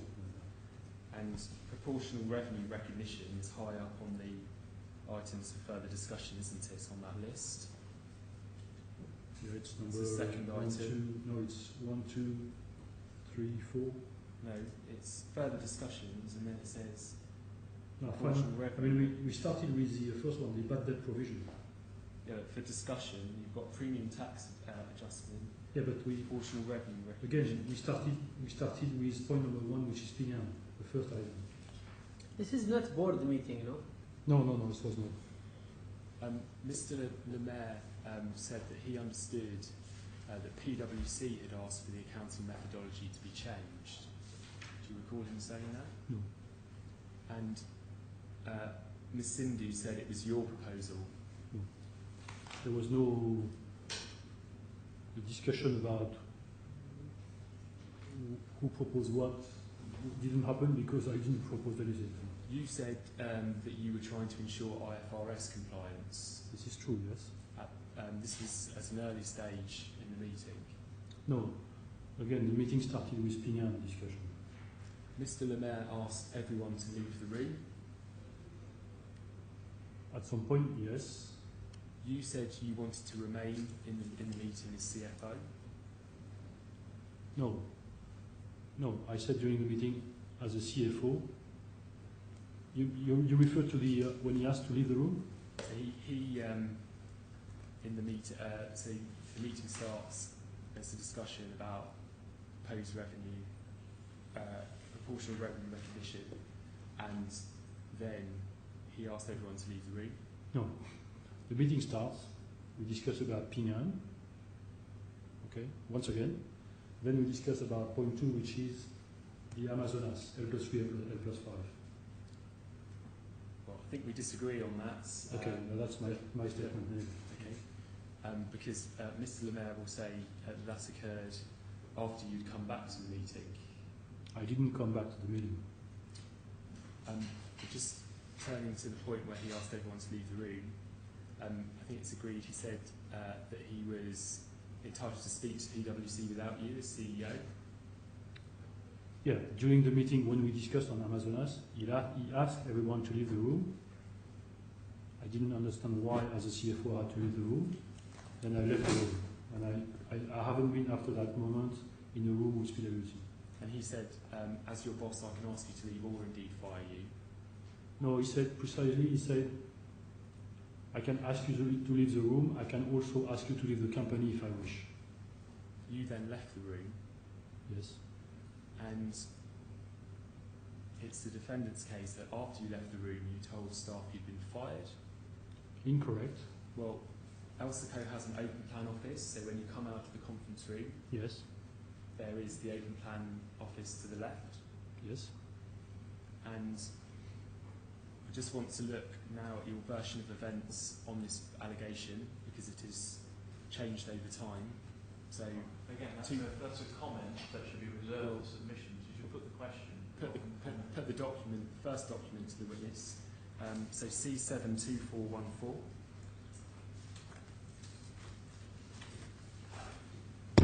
C7? Yeah.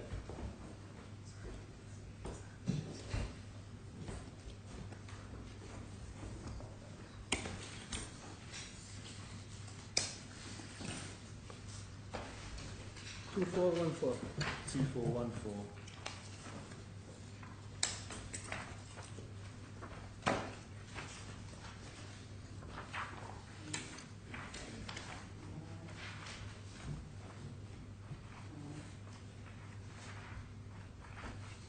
This is a transcription of a board meeting in April, Yes.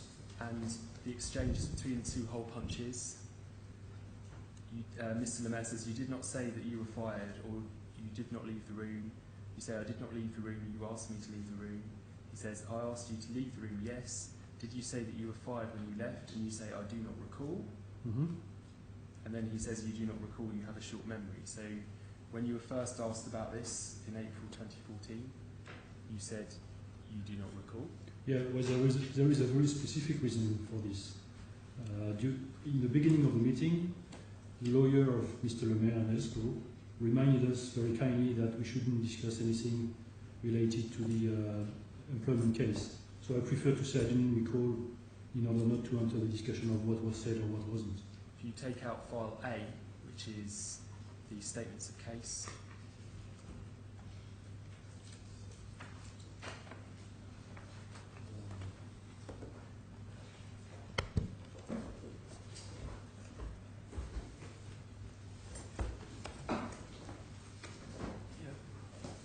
in the reply at page 89, paragraph 15D,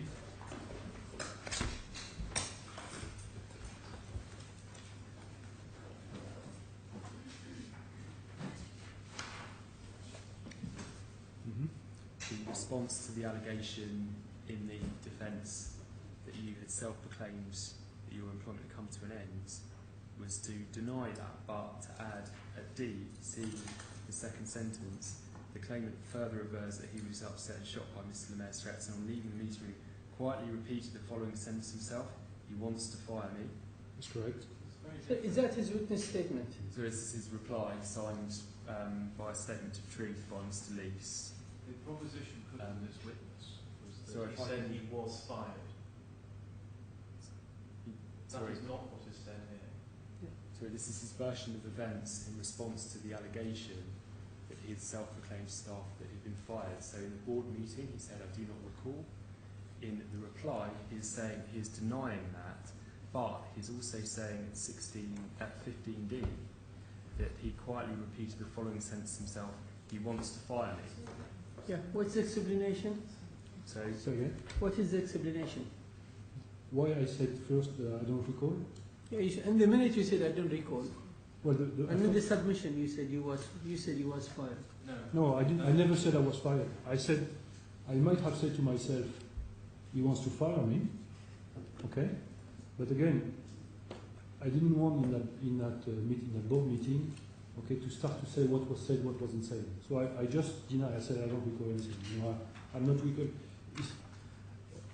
and in your I'm not witness- saying. You know, I'm. You said or you was thinking? Hmm? You was thinking or you said that you don't want to say anything? No, I said I don't recall. That's for sure because that's on the tape. But again, we had before a conversation with his lawyer, say we shouldn't have conversation about the employment case. So Go ahead, Mr. Ruh. But finally, in your, if you go to volume B, the witness statement bundle,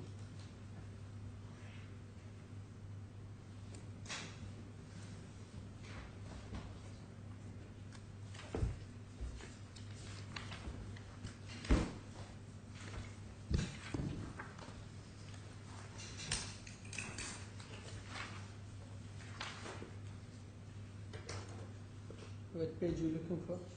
194.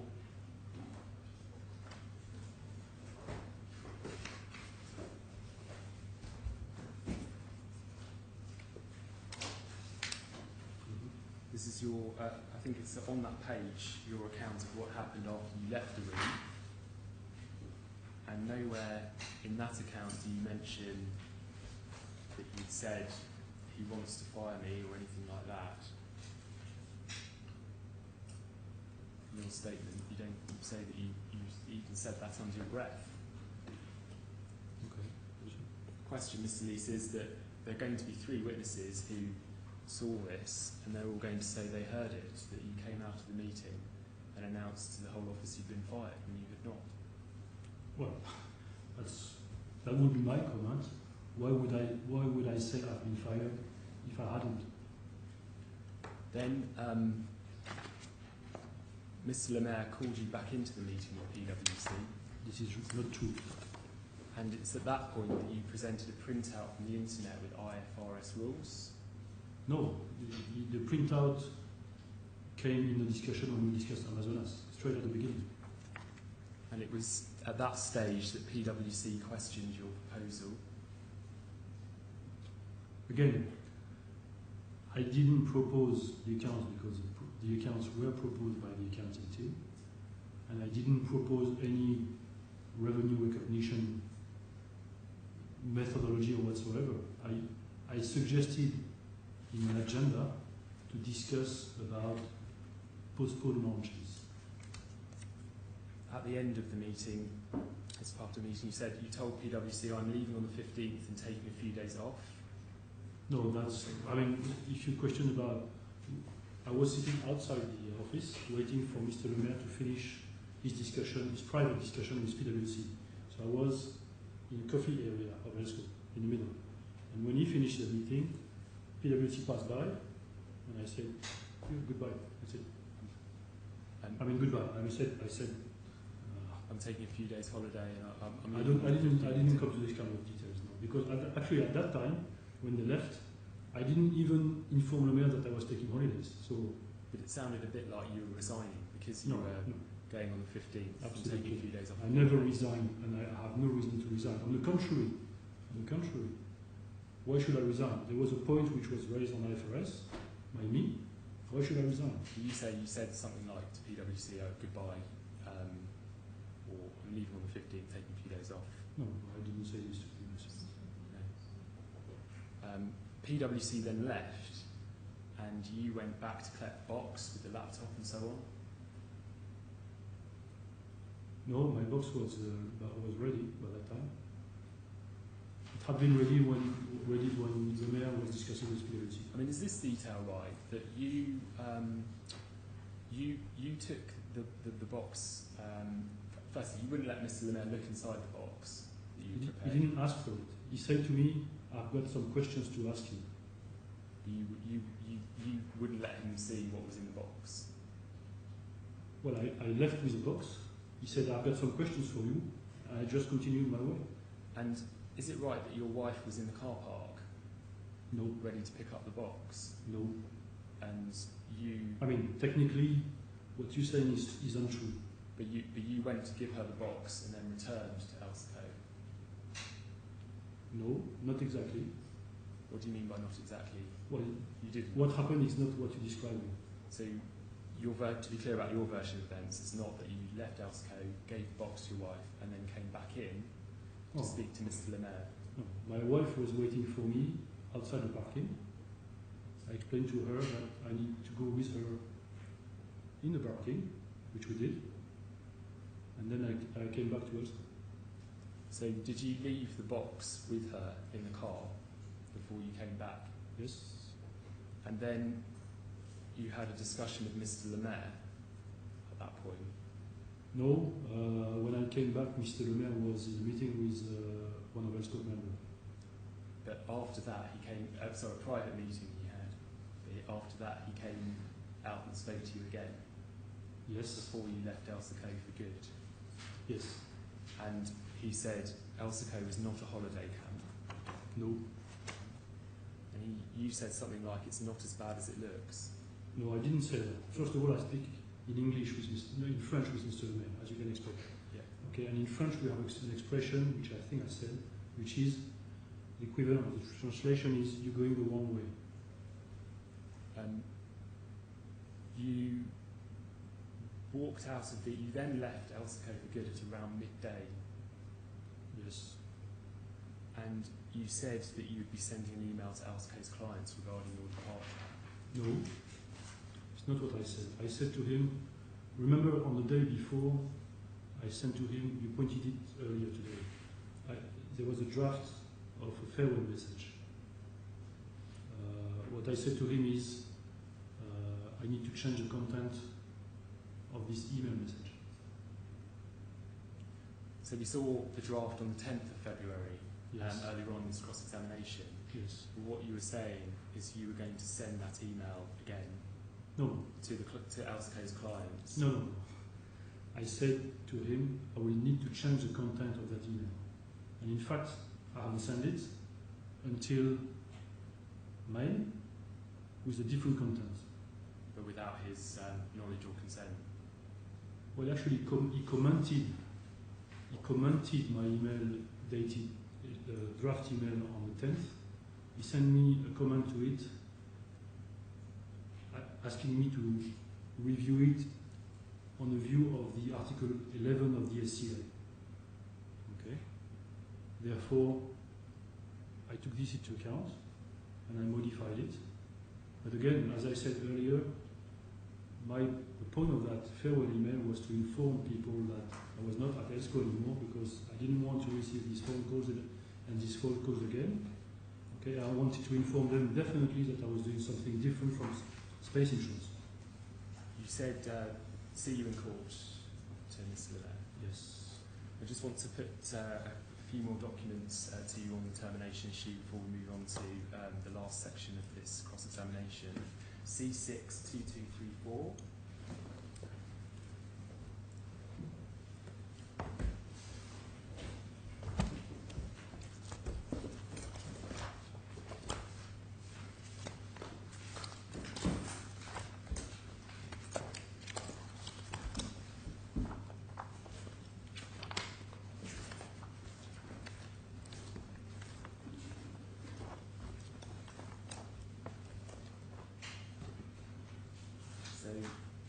This is on the 11th of February at 1444. Sorry, 2234? 2234 or tab 1 through 2.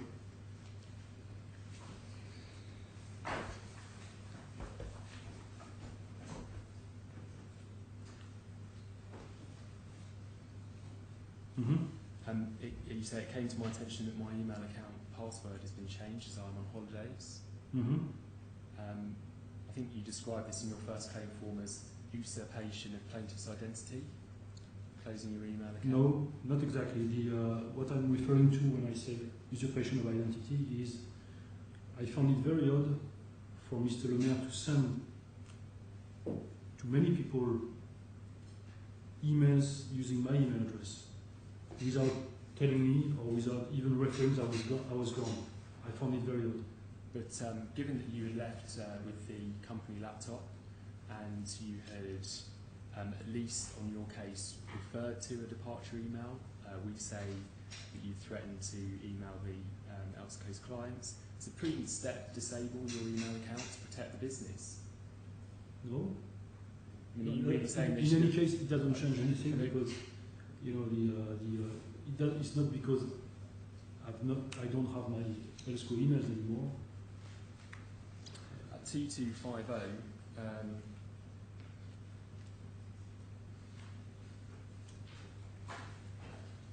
you have you write an email to Mr. Chong at 1447. Please find a complaint, which I have about my email for the record. Yes. And then 2252.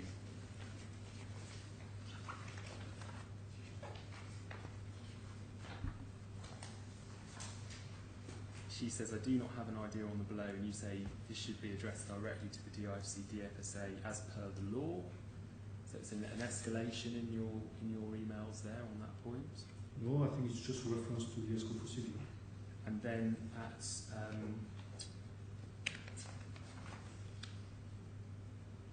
you're basically threatening to go to the regulator, aren't you, on this point, that you can't get access to your emails? Sorry?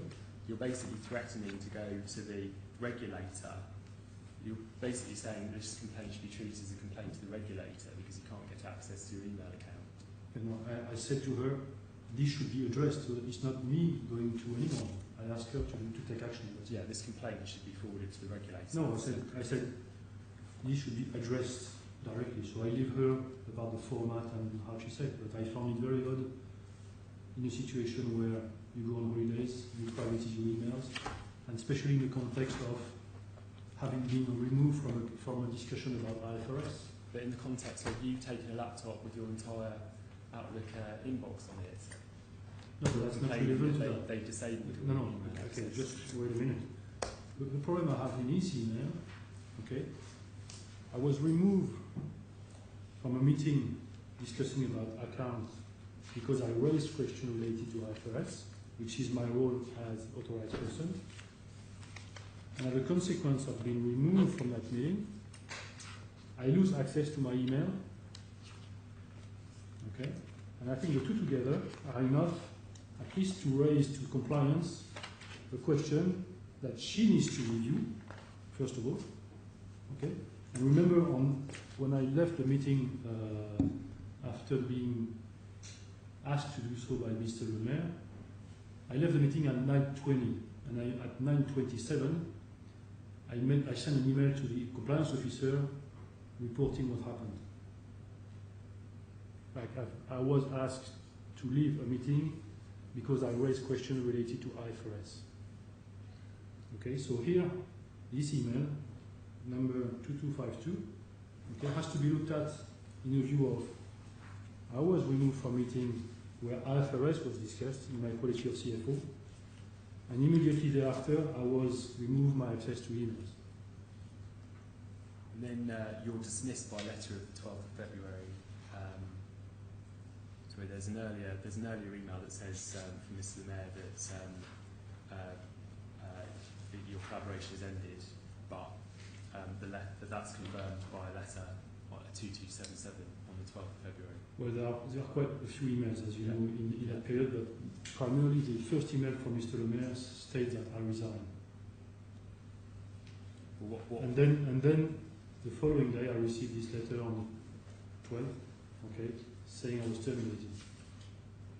Well, I think there's an email that goes before that where he says that find the page reference in the mail that he says that your collaboration has come to an end. Yeah, obviously there are a few emails, as I said. Yeah. There's different exchange, but I think one of the first ones says I resign. Yes, but we say what he meant by that is that you had said to Hang on a PwC. second. You don't get evidence on behalf Well, of Mr. Lemaire. I'm putting my client's case on that point. And so we say that your actions have lacked transparency, and that in various respects you were putting your own personal interests above those of ELSCO, and so dismissal was the only option. Which email are you referring to here? Well, just in terms of dismissal and the letter of termination. Yeah, but let's be precise. Let's show us the. I think Mr. Lemaire should comment on his behaviour to the court and to him. Yes, very well, my lord. I want to move on to the last area for cross-examination, which is on expenses, and I just want to ask a few questions about that. Firstly, as CFO, you're responsible for ensuring that costs are recognised as soon as possible. Covered that this morning. I think it's more the accounting team responsibility, to be honest. It's why you need to submit a claim for expenses promptly. No, not as a CFO. I mean, everybody has to submit his expenses. That's why you'd have a rule that you're to submit an expenses claim within 3 months of the expenses being incurred. There's no such a rule. As far So as they can be properly accounted for. can you point to me which rule you're Well, referring it's to? custom and practice, isn't it, and common sense? That Well, no. The practice at that time was for me to submit the expenses. but it wouldn't be. Not every 3 months. It certainly wouldn't be custom and practice to submit an expenses claim. I think you asked about policy first of all, Mr. Edward, is that right? Custom and practice. You're asking about policy or custom? Well, policy as per the custom and practice. Well, the first question was, is there a 3-month rule? And he said there's no such rule. And then we moved on to custom and practice. Yes.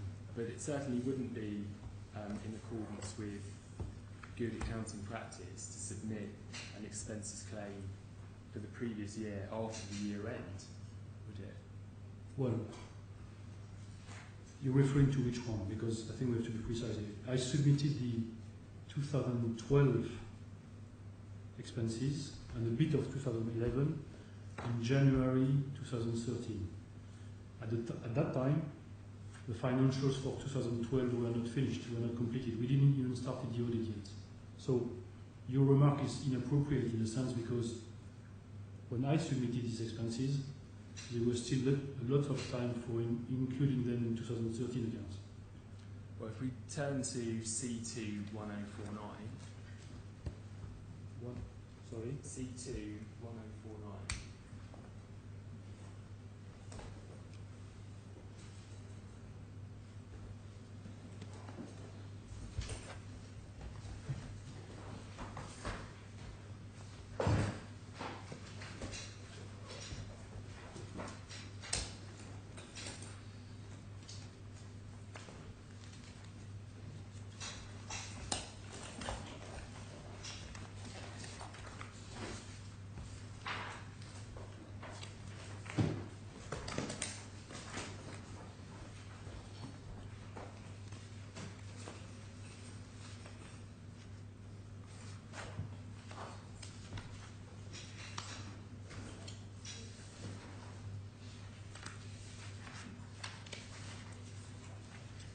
sorry, actually, I think the same email is at 1035, but if we turn to that, because the attachments are clearer, and we want to move on to that in a moment. So you send, for your expenses, which cover a period March 2011 to December 2000, and sorry, the period is March 2011 to December 2012. We can see that on page 1040 at the top left of the page, in small fonts. And you've submitted this on the 25th of January 2013, so after the year end. Mm-hmm.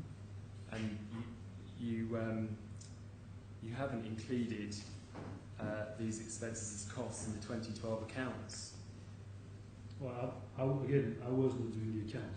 So This is- it's not me who include. But you're ultimately responsible as CFO for that. Yeah, but it was sent to Mr. Kepu, no?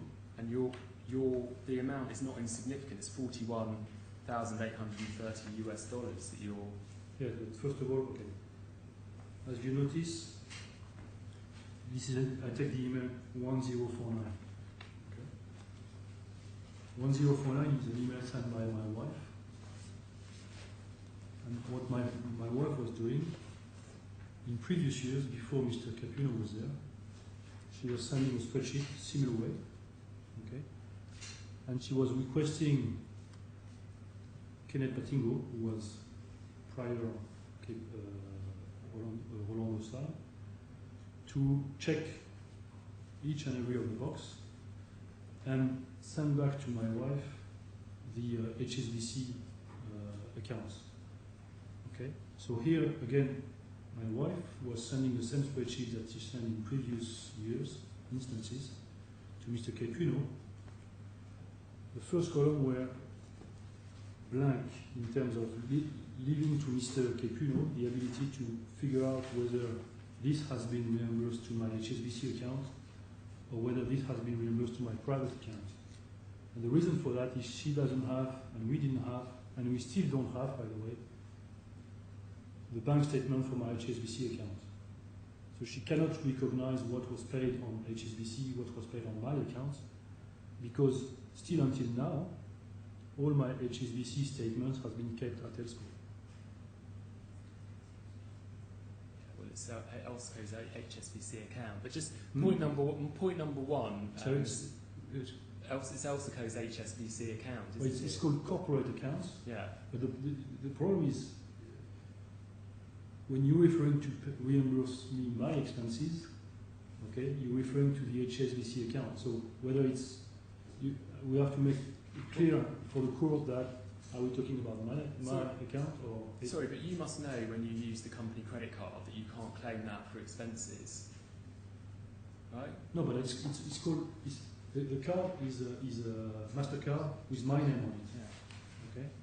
Okay, but you just don't claim for that as personal expenses because. No, but my wife, that's precisely what I'm saying. My wife is sending a spreadsheet requesting Kenneth to send back the HSBC statements, or to check at least whether it was paid to my HSBC or my personal. Well, there's nothing in the content of these emails that says that, is there, Mr. No, but it's practice. I mean, check in previous years. You will find this with the exchange between my wife and Mr. Kenneth Patingo. Just to be clear on this. And also, just bear with me. If you take the spreadsheet, the big spreadsheet, okay, where you have all these expenses, the one we referred to earlier, okay, the first column is exactly referring to whether or not this has been paid by my own credit card or by the HSBC credit card. So she's asking Rolando, okay, to cross-check this column, or at the minimum send to us or to her the statements so that she can do it. Okay. And until now, as I'm speaking, all these statements are still on my. It's a personal corporate, account. I still haven't received the statements. But you now accept that you, of this $41,830.42 $3,722.64 had already been reimbursed the previous year. Yes, you say this in your witness statement, and so you had therefore falsely claimed a sum of 372264 in expenses in this year. Okay, Your Honor, I think there's something. Okay, what do I need to get these expenses reimbursed? I need the bank statements from my personal account, the bank statement from corporate card, and I need the invoices, the actual invoices. Okay. In the situation that I'm facing when I started this court claim, okay, when I put my claim to the court, I have no access to HSBC statements. I had a very partial access to my own statements because it was sent to a common PO box that I shared with Mr. Lemaire, and he was holding it, my personal bank statement. So a lot of them were not even in my possession. Well, your bank could have given you a copy of it if you asked for it. Well, no, I tried to go on the internet, but my bank, I've got two banks, NBAD and Société Générale, but Société Générale only keeps 6 months track. You cannot get more, get it back. And last but not least, all the invoices which were put in an envelope was at ELSCO. So, in other words, the only thing which I had to make this claim to the court was the emails that were sent by my wife at the time to ELSCO. I had no other way to check what had been paid, how, and even what the invoices were about. I just had the description that my wife had made. Okay, I want this to be very clear. But what I want to do now is just put a couple of points to you on what you did claim for.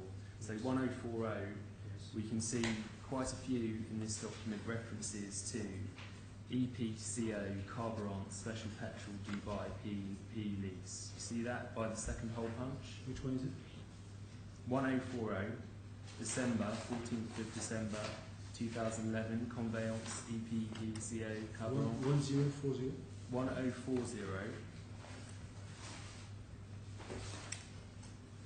What item is that? So it's the item by the second hole punch.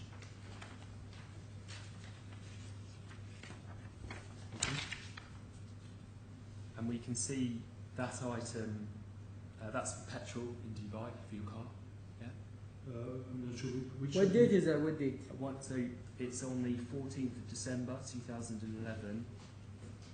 Conveyance, EPCO, Carburant, Special Petrol, Yeah, I see that. Dubai. Yeah. Yes. And that entry we can see consistently, say at 1041, we can see 3 entries for that on that page. The 4th line from the top, for example, by the second hole punch, for example, on that page. 4th line up from the bottom, see that? I'm not with you. There's 3 of them. So yeah, 3 on that page, Emirat, Carburant, Special Petrol, Dubai, Conveyance. Yeah, these are all, I'm not exactly with you, but what these you are all petrol expenses for your car, Yes. yeah, that you're claiming as I mean, personal my car, expense. either my own car or the company car. Yes. Well, just I want don't you, know. want you to confirm firstly, Mr. Lees, that these entries are for petrol for your car. I can state it's petrol for a car. Okay, that you're claiming as personal expenses from the company. Yes. And we can see, say at 1042, 7 entries on that page for the same thing. Yes. And to shorten matters, Mr. Lees, we can see both in 2012 and 2013 these entries, the same entry. For a car. Yeah, Yes. for petrol. Now, one of the items in Appendix 2 of the SCA was a Nissan Armada car, Mm-hmm. which you'd chosen as a car, Yes. and that included maintenance, insurance and fuel allowance, Yes. and that was entirely separate to your expenses entitlement. Well, yeah, but it's different from practice that we had since the beginning. And so, Mr. Lees, what you're doing in both 2012 and 2013 with these conveyance entries is wrongly claiming petrol expenses for your car when you were already in receipt of a car allowance. No, I disagree. First of all, it's common practice, okay? And the reason is, in many instances, I came with my own car to the office, first of all. And this can be checked, by the way, on the parking log on the DIFC gate village.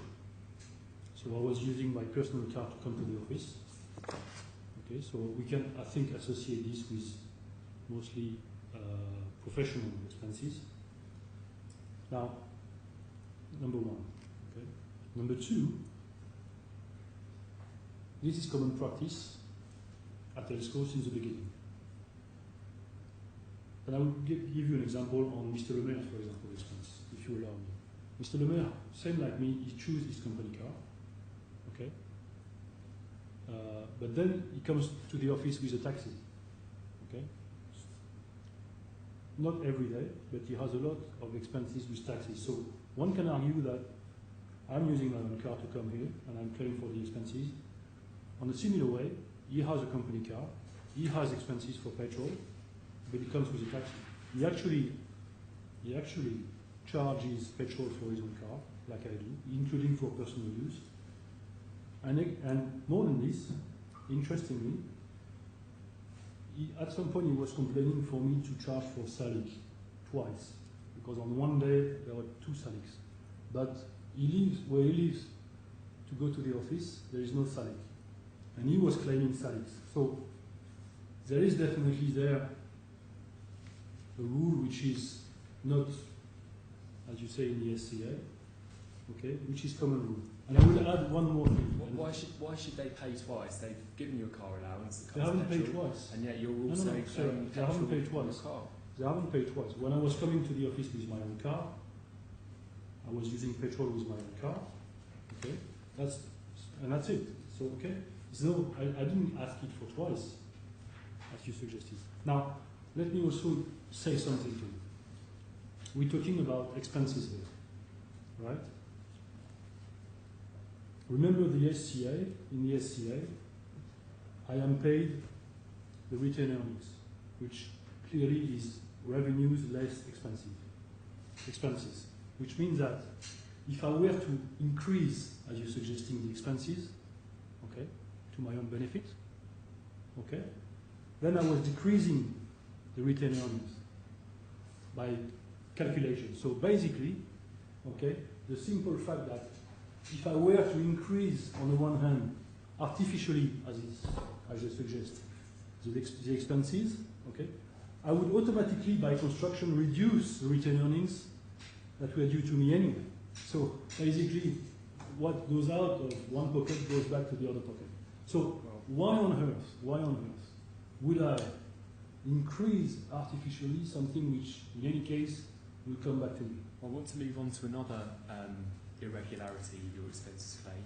So this is claiming business expenses when they're in fact personal expenses for your wife and kids. So C51004.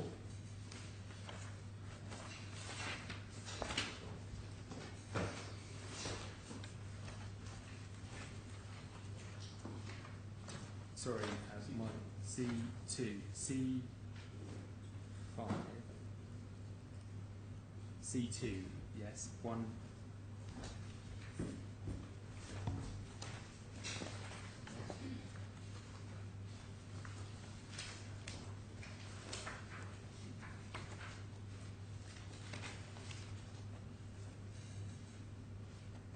Yes, 1044.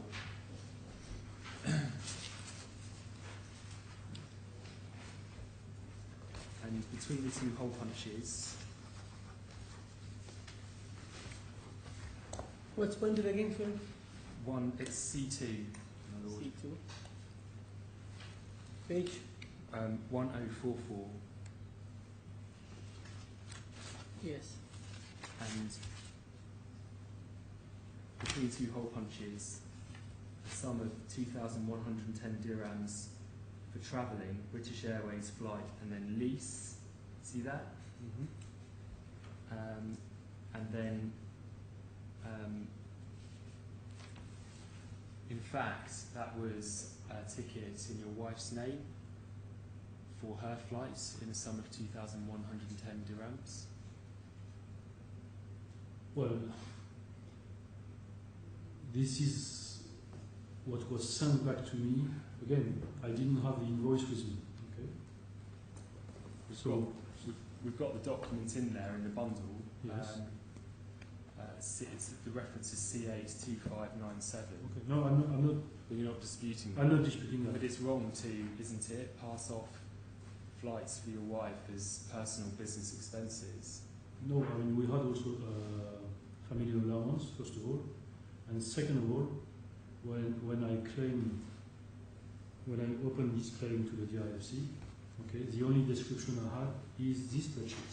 So for me, the only possibility to check what I was claiming is what's written on that column, which is, as you suggested, British Airways flight list. Okay, so for me, it's clear that British Airways flight list, without the invoice, You can't see the details. I cannot know who is traveling. Okay, I can see the detail, and again, I cannot even check on my bank account. But the onus is on you to submit the expenses sheets with the supporting documentation, and if the supporting documentation is not in support of your personal business expenses, it can't be claimed as business expenses. No, but it's not a business. I mean, it's part of the SCA travel around. That's a separate. It's a separate, but you're here claiming for expenses. no, but that's my wife and I included the expenses together with the travel allowance. Okay, but then the purpose of this was to do separately a calculation with Mr. Le Maire based on the 3,000 that we agreed to separately. But there's 1045, a more serious irregularity. So C2 1045, and we've got an entry 4 rows up from the bottom on the 5th of November 2012. €524.97 for a British Airways flights France for Nice. So page 1045, 4th row from the bottom,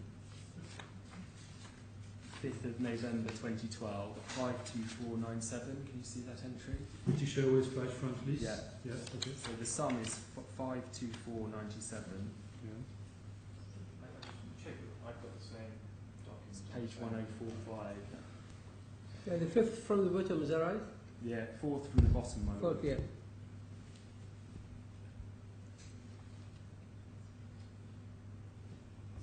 I don't have your page 1045. That's €524.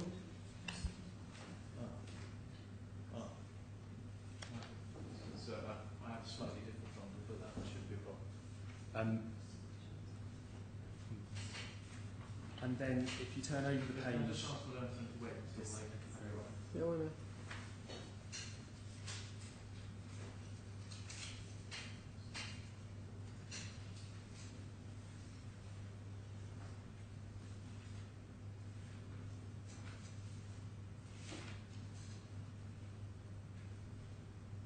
Yeah, fourth from the bottom. 524.97.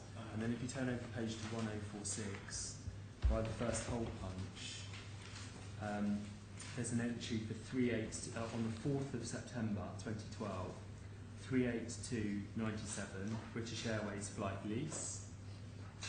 See that? By the first hole punch, 4th of September 2012, 382.97.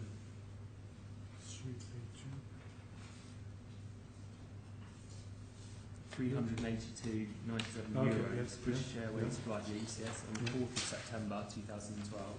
Yeah. Now, if we move to C8,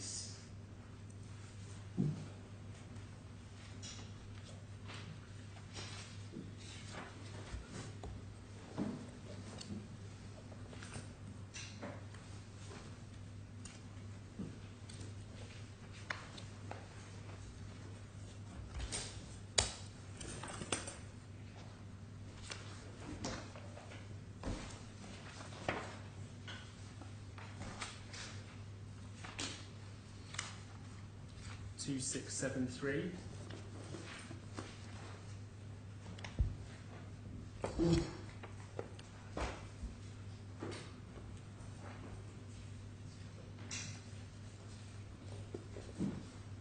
Is a ticket sent on the 4th of September 2012 to your wife? That's your wife's email address, isn't it? Yeah. For a flight on the 5th of November 2012. Can you see TLS LHR 5th of November 2012? Yes? So at the top of 2673, that says receipt of the electronic ticket British Airways 5XP VKR Yeah, I can see. yeah, 5th of November 2012. Okay. And it says it was sent, the ticket, on the 4th of September 2012. So point number one, this is a ticket in your wife's name, isn't it? Not for her flight, not for your flight. I think the answer is yes, but yes, I trust you. And at page 2674, sorry, she's booked here, but 2674, I think it's your daughter on the as the passenger, 2674. Sorry, which bundle? C8. Yes. And then, But wait, because I mean, earlier you were referring to in the two tables two different amounts. so we've got one amount for So the 500 4th of something. September, 382.97, Yes. and one amount for the 5th of November 2012, 524.97. Right. Both of which you're saying are your own personal business expenses. Point number one. No, I don't think I said it's my personal business You expenses. didn't say that at all. Yeah, where it says it's his, It says where it says personal business Well, expense. this is an expensive. These are business expenses claims. No. And these entries say No, lease. I never said it was. No. You try. I mean, no. But It says okay. for expenses March 2011. That's it. The claimant has never said in evidence that these are his personal business expenses. You made explicit reference in his evidence to a travel allowance. Actually, I've got. I mean, the some of the lines which are identified in the detail are clearly not business expenses. if we turn to page C8 2677, So this is 2677. This is the payment details for that flight. 2677. And so it's got the date. This is it's got your wife's card number and then the date, the 4th of September 2012, right. and then the amount is 524.97 euros. Yeah, I'm with you. Yes. But so that's one of the amounts that you claim for. Right. But then if you turn to page 2678, Well, can we ask him for explanation first for this? well, my lord, if I can just put the second figure to Yes, the witness okay. before he gives the answer. Okay.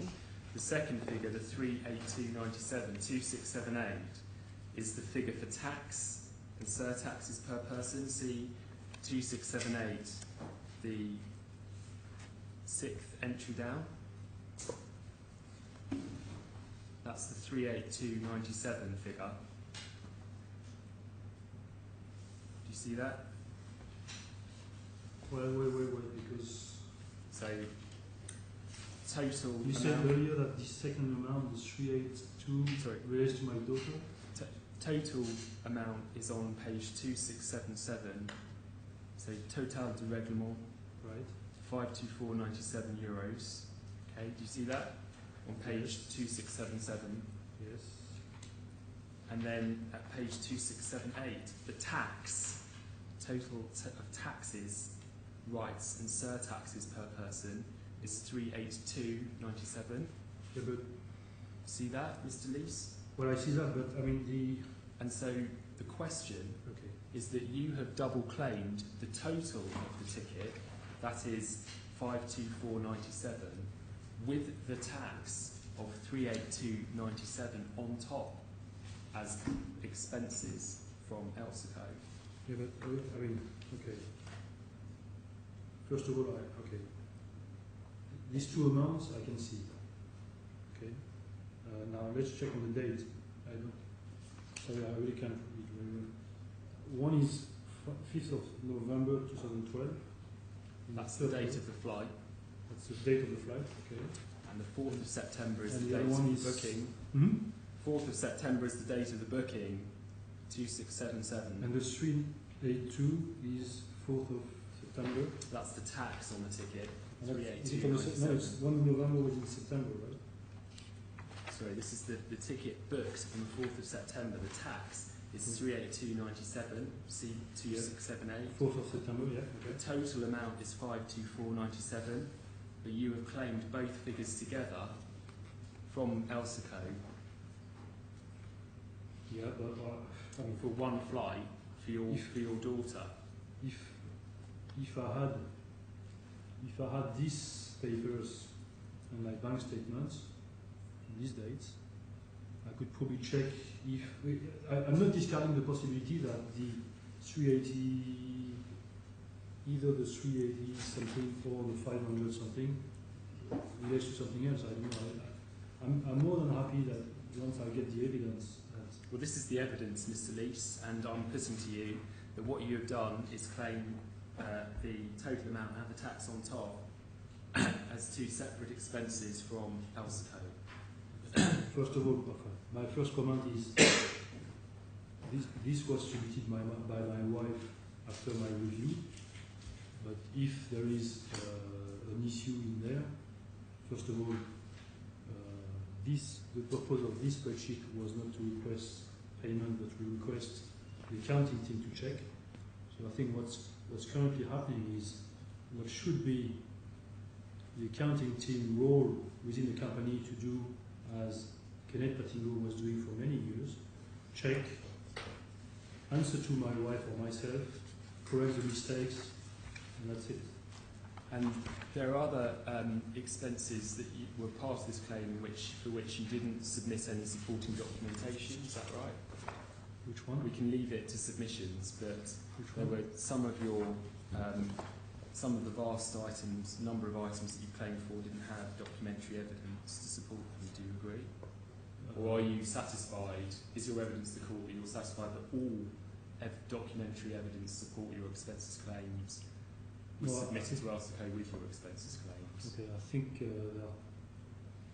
one relates to the cash. Is this what you're referring to? Just in general terms. Okay, well I've claimed some expenses related to expenses I have with cash, but it happens sometimes that you go in a taxi, you pay cash, and the printer doesn't work, or tips, things like this. Number one. Actually, there is. I don't think we produced that, but there is an email where Miss Gilchrist, at least on one occasion, sent me an email saying you should pay with your own cash. So please pay with your own cash. And I think I should say to the court, but this was in my witness statement, that in many occasions in this company, I paid with my own cash. Miss Lucy Gilchrist was aware of it and asked the accounting team to reimburse me on the next occasion, which is a salary. They confirmed that they would pay me, but they never did. Now, at the time I realized that this was the case. Unfortunately, my claim was put in front of the court. I didn't want to reopen the old stuff because that would delay everything and start again. So I said, forget it. However, okay, we're talking about an amount which is nearly 10,000 dirhams. Okay, I haven't also even talked about expenses which I found after my claim, which I never submitted or never even talked about. Well, that's not part of your No, claim. fine, but nevertheless, some of them exist. And just one final bit about holidays, that it may be that you work remotely during some periods as CFO, but you never sought authority from Mr. Lemaire that you were doing that. So again, You may have sent a couple of emails or some emails when you were on holiday or periods that you were away from Elsico, but you never got any authority from the company to work remotely. well, first of all, when you say couple of email, I think you read my recent statement. We're talking about thousands of emails, right? Number one. Number two, your question is related to me asking Mr. Le Maire if I could work remotely. Well, it was obvious for Mr. Le Maire because, in fact, not only he received my emails every day, thousands, but also he precisely asked me some directions on what system he could use to do the same when he was away. So not only he knew that I was not on holidays, he received thousands of emails, literally, okay? Some of them actually showing that I was doing a lot of hours. Some of them sent at 11 o'clock in the evening, okay? So when you're saying I was on holidays, I would ask you to please be more precise in your question, because you're contracted to work a number of hours, aren't you, for ASCO to receive your annual salary? yes, And so it may be that when you're not in the office, you send, say, 10 emails that take an hour, but you're getting paid for, an 8 or 10 hour day, your salary. The management needs to know when you're not in the office that you're working in order that they're paying you to do your job. that's precisely what Mr. Le Maire was aware that I was And so working. why not just get express authority from Mr. Le Maire for the periods that you're abroad? For example, when you did the helicopter course. Well, first of all, that's common practice. We did that every year since the beginning of the school. Sorry, but there's no evidence that you've provided that you did do that. No documentary evidence that you obtained that authority.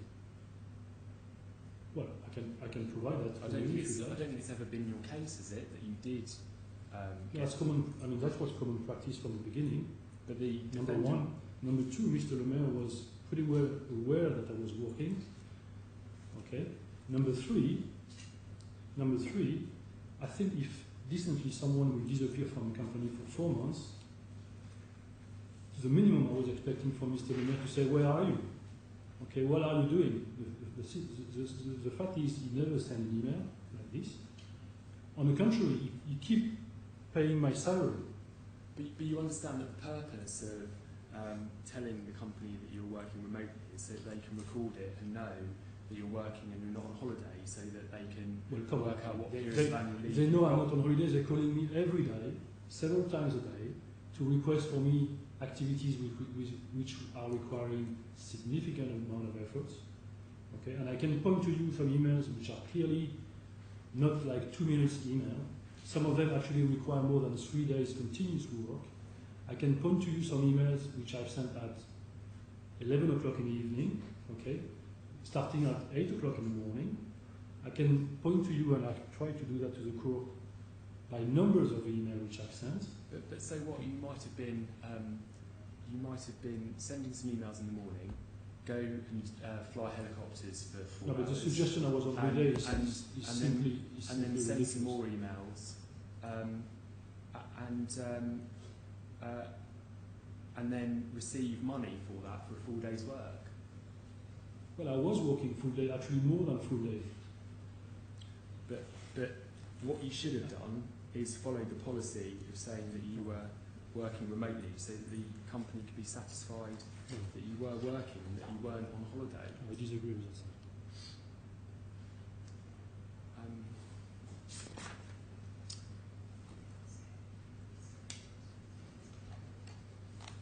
Just on school fees,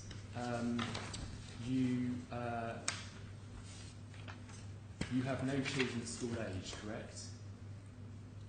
My children, you mean the age of my children? Yeah. One is out of school at the time we did this, one was in university. Still is. Yeah. So, I think you submitted one receipt for school fees in 2013. Yes. That was for your son's university fees. Correct. But you've never provided any other receipts. And so the company, I've got is that right? That is right. Do you agree with that? Can you refer to me on which page? This is on 2013 expenses, the 8,100 and... I think it's in the witness statements that you submitted a receipt for school fees in 2013. But you've never provided any other receipts to the company. I'm pretty sure I did, actually. if you didn't, and we say there's no documentation to say otherwise, then you know, maybe that either your children weren't at school, or if they were at university, they taking a year out, go travelling or something. No, How can you they're prove working and they're successful qualifying right now at school. And in any event, what had been agreed in the SCA was school fees, not university fees. No, actually it's wrong. You're referring to the assignment letter, okay? But then we had a discussion with Mr. Le Maire where we agreed it was only fair to both of us that because his kids are younger than mine, it was only fair to us that we would be treated the same way under the SCA. So we decided to specifically put a statement in the SCA just referring to school fee, not anymore to school fee for children under the age of whatever, as per the assignment letter. Now, Appendix 2 says clearly school, not university fees, and were Well, you I'm right sure about that, it would have said university fees. Well, in France, It's not America, is it? well, in France you call it school because he's in a school to learn how to be a physiotherapist. Now, so it's not a university either. Do you call colleges school in France? No. I mean, you call it school. Now, okay, then you move to either university or big schools or senior schools or High school. not high school. After when you turn 18 years old, Okay. you go to, for example, there is engineering schools. They call it schools, okay. And in this case, he went to physiotherapy school, and he still is. As I'm speaking, and even he never take a 1 year vacation or anything like this. He's still working full time. As I'm speaking, I hope. Just finally, on the pension side of the case, C1466 is your letter in French.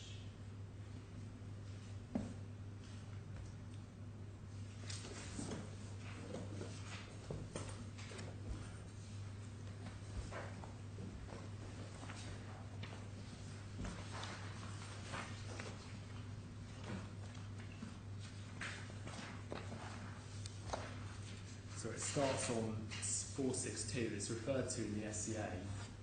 So 462, C1. C1 460.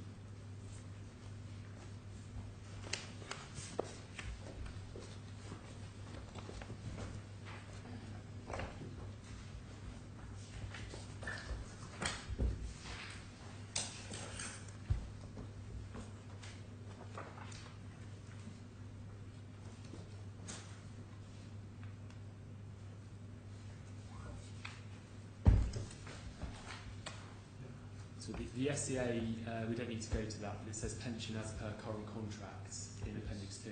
Yes. And this letter was the current contract, 462 in French. And if you turn to page 466, under the heading Prévoyance, Yes. and then you've got various heads, sickness, incapacity and maternity. That's 7.1.1. Workplace accidents, 7.1.2. Yeah. Incapacity or death, 7.1.3. Yeah.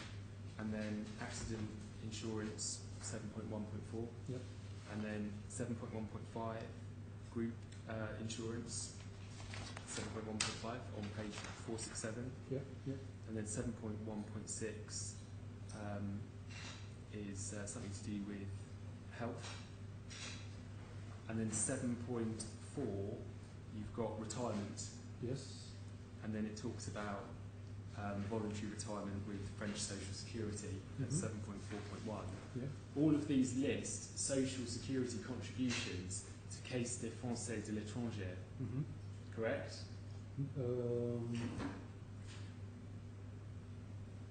There's no provision in this letter for contributions to be made to your personal pension. Well, 7.4.2 does. Okay. But that is And that is not a standalone. sorry?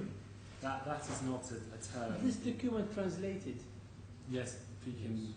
We have a translated copy that was used at the prior hearing by both parties. Unfortunately, it wasn't included in the bundle, but we can use the same one subject. Are you preparing the bundle? Sorry? Is it you who preparing the bundle? No? Well, yes, it was joint agreement. We do have a translation Yes. that was used at the hearing in front of Mr. Justice Steele, I think, on the 26th of November. We can get hold of that tomorrow. My lord, perhaps we can. That's great, and perhaps then we can make submissions on this point as being contractual documents. But just to conclude, turn to page C72462.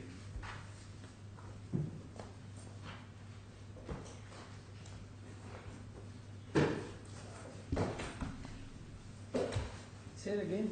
C72462.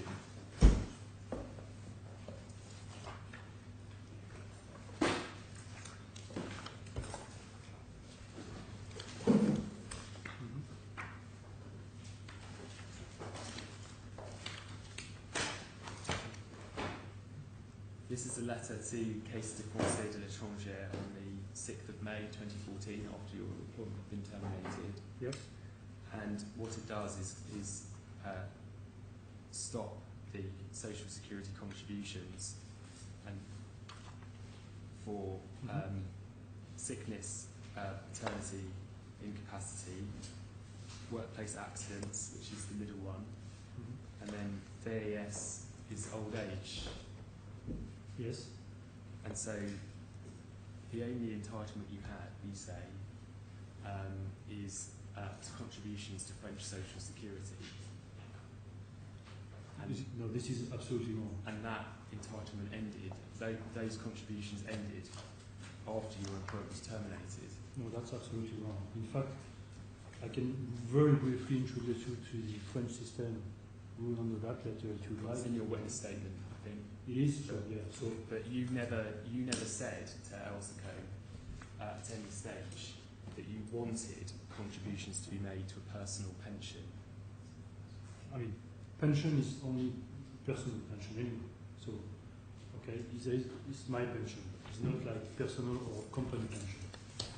Number one. Number two, the French system, I think as I stated in my witness statement, in the French system, the employee is contributing to his pension, and the company, each time the employee contributes for €1, the company actually contributes for X euro, X being in the range of 3 to 4. I apologize, I don't exactly. It's okay.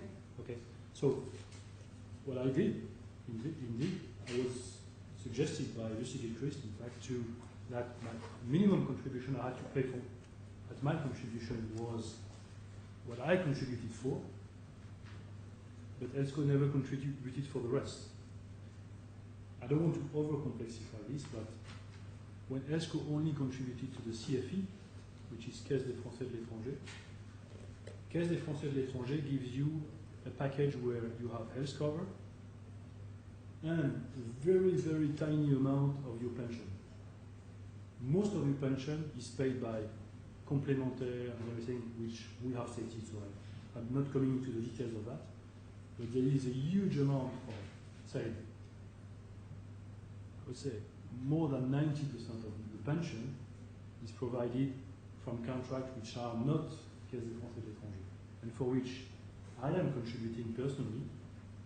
And the company, before end of 2008, the company was contributing, and that's clearly shown, all the details of that and the amounts and the percentage and the definition is all set in my salary sheets. The deduction. What was the company contribution? It's all very clearly set in that document. Now, remember something which is important. My salary prior to 2008, end of 2008, my salary was paid by ELSCO. At the same time, Allianz was contributing to me for these amounts. So when I was contributing to the CFE myself, Allianz was adding quite a substantial amount to what I was contributing myself. And this is what ELSCO has ceased to do from the 1st of January 2009 onwards. They only contributed to the CFE, which is one line of this salary sheet, okay? And they stopped contributing to my pension. So I'm facing a situation now where ELSCO hasn't contributed to my pension, as they should have done, and I will never recover, because by the time I will have entitlement for this pension, the way the system works in France, they take the 25 best year of your salary, make a calculation and pay you pension. So I'm gonna lose now the fact that ELSCO interrupted this for many years. I'm going to lose for the rest of my life the advantage that I had, and that in fact ELSCO stopped doing. Well, Mr. Lees, you were the CFO. It was within your power to raise this as an issue to the board, if it really was an issue, as early as 2009. This is an HR issue. This is not a CFO issue, it's an HR issue. But the CFO, and I did, okay, check that the contributions from ELSCO were consistent with the amount that was claimed in the invoice. Even if there was such a... but why you were silent all the time? On this? Well, because, first of all, when we entered this discussion in January, after we changed ownership, it was clear that we were doing something in continuity. Actually, I think it's admitted. What was just said is admitted. So it was continuity. It's only when I was fired that I said, okay, let's review what's going on. In fact, I asked Lucy Gilchrist to send me document providing what they have paid for me. She complied to that. She sent me this paper, and when I compare that with the contract and what I had before, I said they never done it. This is why I claimed it. But you could, if you're right about that, you could have realised that right at the beginning. Well, the thing is, I mean, You've accepted anyone in this room go and check on a regular basis how much is paid on his pension plan. Well, I think on that note, that concludes this cross-examination, Mr. Lees. My lord. Thank you very much.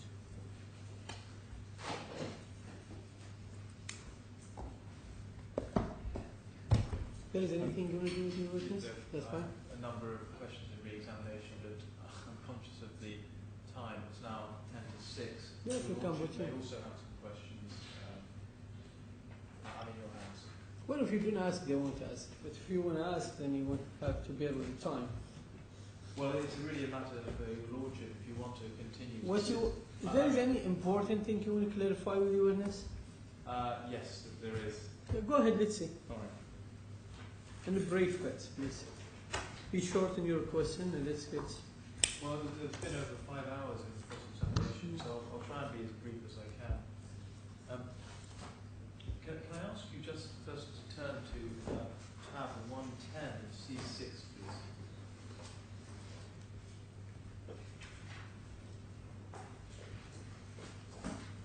And this is the document which highlights the anomaly. So it's bundle C6, tab 110.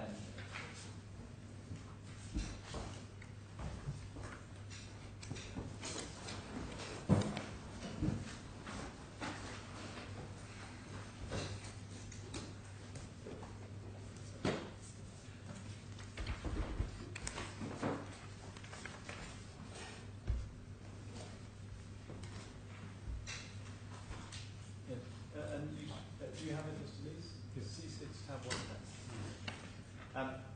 This is an email that you sent at 2:42 on the 28th of January to Ms. Sindhu of PwC. The title or the subject matter of this email is Deferred Revenue Issues. My first question, can you just clarify why the subject matter was Deferred Revenue Issues? Why did you give it that title? Deferred revenue issue? Yes. Well, first of all,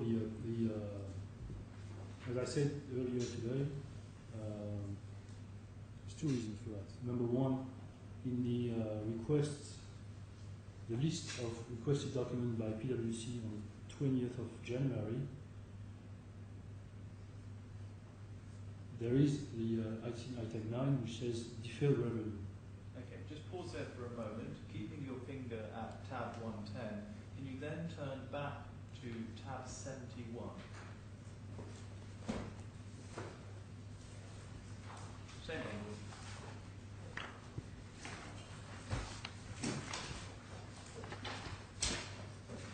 Yeah, that's the one. This is an email dated the 20th of January from Anna Marie Chong, the compliance officer, to I think everyone in the accounts team, including Miss Hollande, wife of Mrs. Lemaire, and Mr. Lemaire himself. Yes. And it has attached deliverables sent by PwC. We need to look at this and have the requirements available upon their visit. Can I ask you to turn over the page, please? This appears to be, well, if you just look at the bottom of 2078, this is an email from Anjana Rajesh, and who's that? Well, she appears to be from PwC. Yes. Okay, so she's part of the PwC audit team. Yes. And turning through the email and the attachment, 280, please go to 281, and then 282. It's a list of requirements. Can you help us with this? Where is the request that you say that was made for deferred revenue? This is item number 1. Sorry, what did you say? Item number 1, the bottom of the page. Item number 1? Number 9, sorry. Accruals and other liabilities. Accruals and other liabilities. And the second item is called detailed listing of deferred income. Thank you. Now back to tab 110, please. Mm-hmm.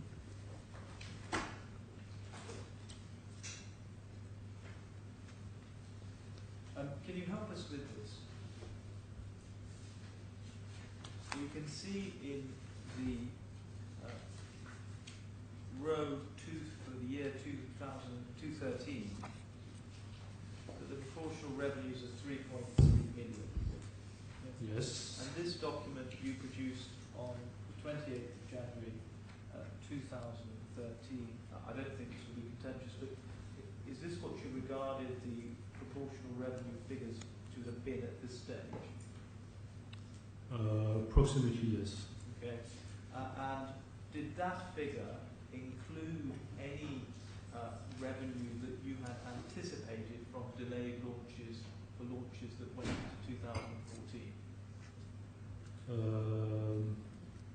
My Lord, I hesitate to interject, but these are leading questions of the I'll witness. They rephrase. really do need to No. be What's expressed wrong in with that leading way. questions? Well, re-examination is to clarify maths and cross-examination. It should Question be done allowed. in an I'll open- take my principle. I'll rephrase. Can I ask you, please, to look at the figure for 2014 Yes. and all the figures down to 2016? Yes. Starting with 2014, where did you get the figure of 2862 proportional revenues? This is calculated directly from the database, taking all the expected payments related to all launches that we had in the database post 31st of December 2013. Right? And if you wouldn't mind, please, looking at the next line down, 2015, 1,208,000. Where does that figure come from? So this is the amount. Sorry, I may have, don't confuse the code. For 2014, these are the expected revenues from the database on all launches which will occur in the year 2014. And then the line below is all the launches in 2015. And the line below is the launches in 2016 that we have already signed, all the policies that we had already signed. Okay, that's very helpful. Now go right to the end, to the last column, please, proportional revenues. Mm-hmm. And we'll see that in 2013 the figure remains as it is at 3,305,000. Yes. What would that figure have been, if anything, had you included delayed launches Just the delayed launches. from Well, 2013 to 2014? roughly speaking, if I can point you the graph here, the idea is to draw a line here to basically smoothen But just listen to the anomaly. So I think it's roughly 1 million to give you. Okay. And does the figure that you mentioned, it would be roughly 1 million, does the figure in the line for 2013 include any delayed launches from 2013 to 2014? No. Where are those figures relating to delayed launches? Mostly in 2014.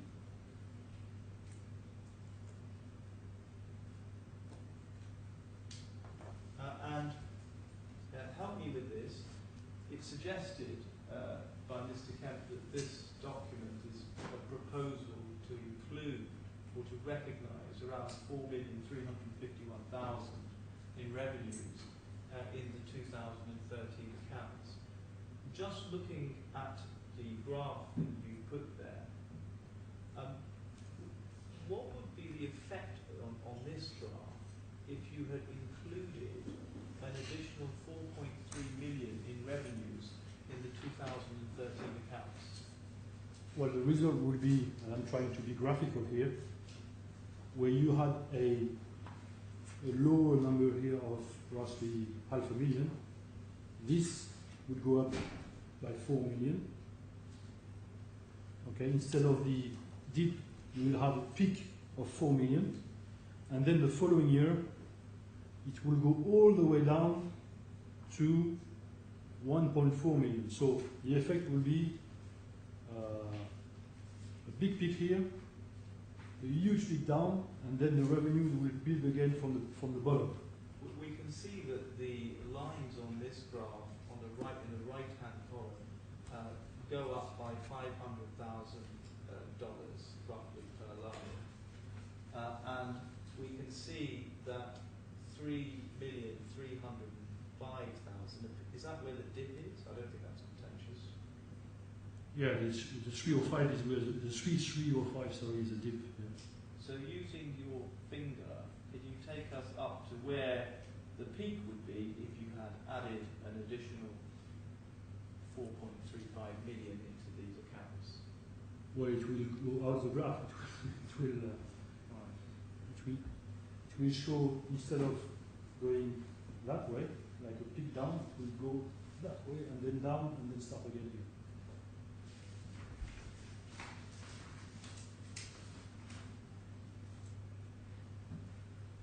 Can I take you please to the next tab, which is tab 113 of the same bundle, please.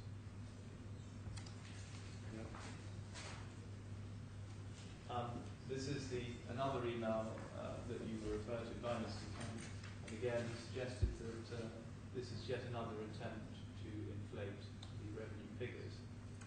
And can I ask you this, please?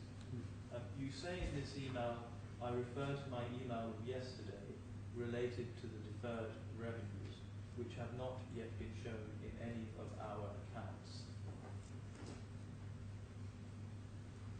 At this stage, the 29th of January 2014, what did the draft accounts show as the retained earnings figures? Roughly. I should know the number, but I think it was 5.2. Okay. And as far as you were aware, had you submitted any further draft profit and loss or trial balance showing an increased revenue figure in the region of 5.255 million? Well, the simple answer is no. And the reason is I was actually never submitted any account to anyone. The team was doing this. And just to assist us further, what is the document that PwC was working from in terms of a blueprint to audit the accounts? Well, actually, I was not even copied I think the email where the accounting team sent the first draft to PwC, but I presume it's the same that he sent to Mr. Lemay and myself on the 26th. Because, I mean, PwC questions were relevant to that document anyway, so...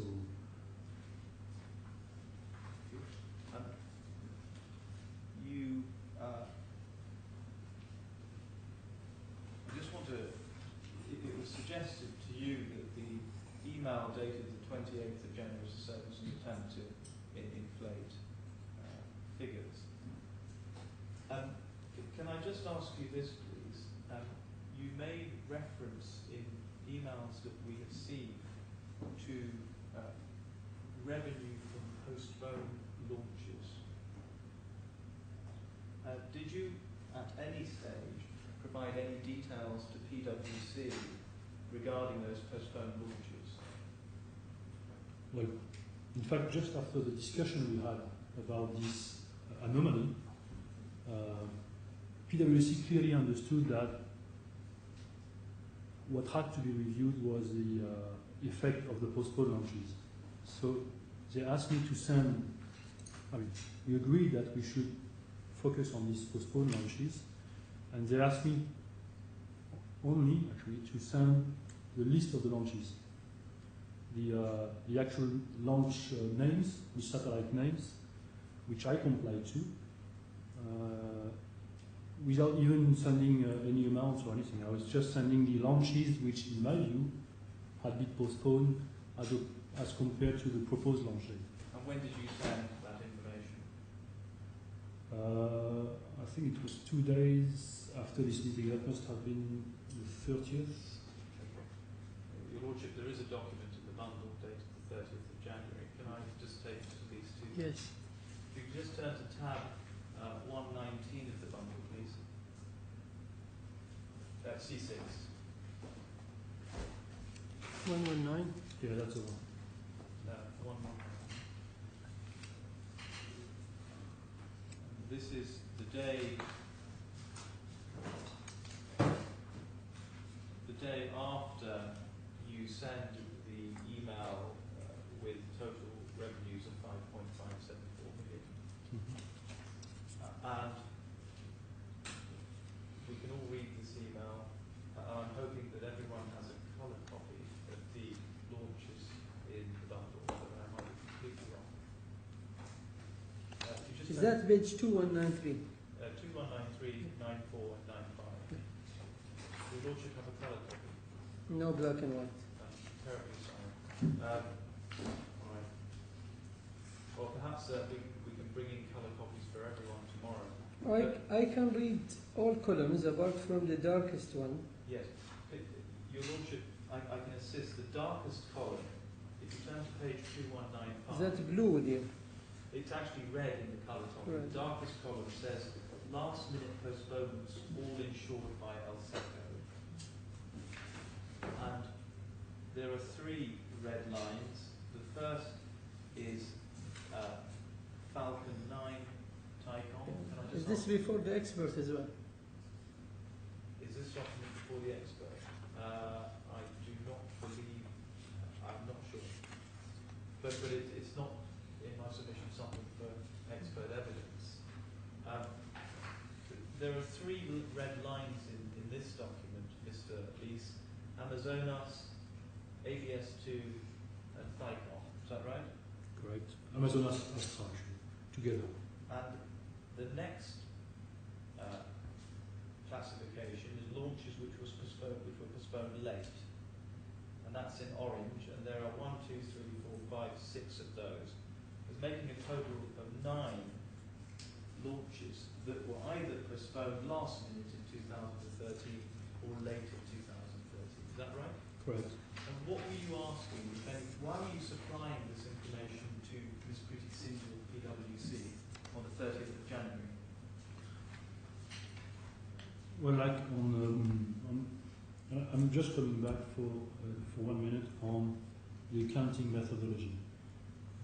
In previous years, continuously since 2007, it's a two-step approach. Number one, first step, we were taking all the launches on a cash basis, and then after that, step two consisted on looking at those launches for which IFRS criteria will deserve an analysis to be included in the accounts. So, to answer your question, to answer your question now, the purpose of this email was, number one, to explain to PwC that the anomaly was related to a postponement of these launches, and to suggest to PwC to actually start conducting the same discussion that we had in previous years. Yes, go ahead. So the idea was to suggest to PwC that we conduct the same two-step approach. First of all, cash approach was pretty much done at that time, and to enter into the second step, as we did in all the years before, which consists in looking at the non-cash launches. In this particular case, the high amount of deferred revenue was explained by a significant number of these launches which had been delayed, either because in 2013 there was some launch failure, so they had to fix the launcher, or because there was some satellite issue, so they had to fix the satellites. And so my suggestion with this email, to answer your question, was to ask, in fact, PwC to start entering an open discussion, as we did in the past, related on IFRS, which was very much based on how much work had been done at ESCO,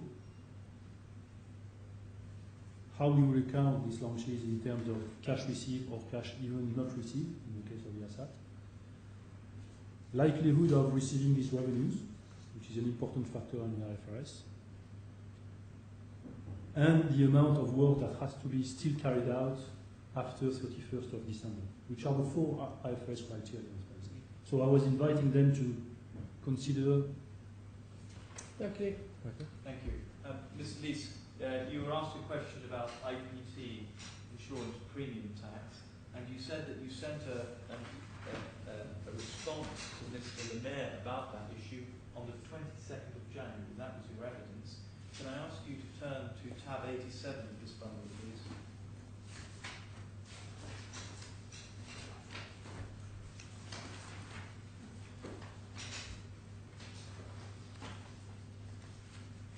Yeah.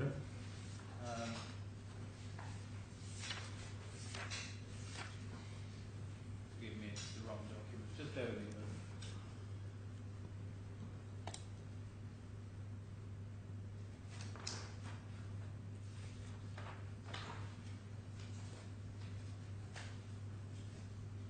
Yes, sorry, forgive me, it's tab 84.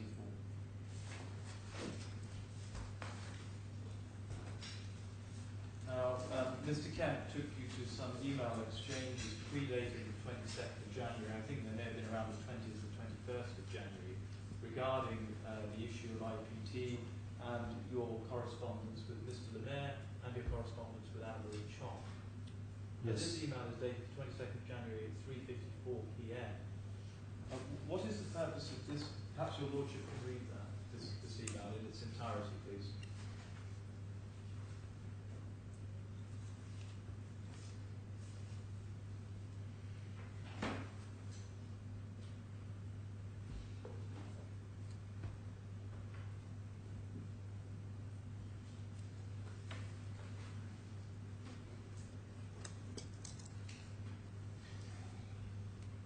So what's your question in this regard? Yes, Mr. Lees, what was the purpose of this email? Well, first of all, to answer Mr. Lemaire's email dated 21st, point by point. Okay, and can I ask you this? You make a reference to Sikral in the second main paragraph between the two hole punches, starting with this being said in 2009 and also in 2010 we have received some additional premium mistakenly from the broker, Cicral and Rapid Eye contracts, which might have been related to taxes, as we could not handle taxes nor members. You then say, at that time in conjunction with you, we did include this in the 2011 revenues and submit this to the auditor in full transparency. Then you go on to mention Ernst Young PricewaterhouseCoopers accepting that on the basis that it wasn't collectible by the broker anymore. Contrary to your statement, both were accounted for in 2011, which you reviewed, audited and approved. Did Mr. Leese ever come back to you and say, actually, did Mr. Lemaire ever revert to you or follow up on this email and say, Mr. Leese, you're completely wrong. I never agreed to include any of these taxes in the 2011 accounts.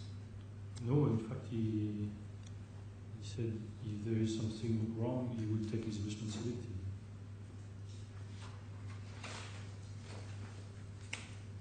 Maybe you can help me through the... Don't worry too much about that for the time being. It was also suggested to you, can I also just take you to tab 87, which contains the email response from Anna Marie Chong to your email inviting her to clarify whether she had been forced to include IPT in the revenues.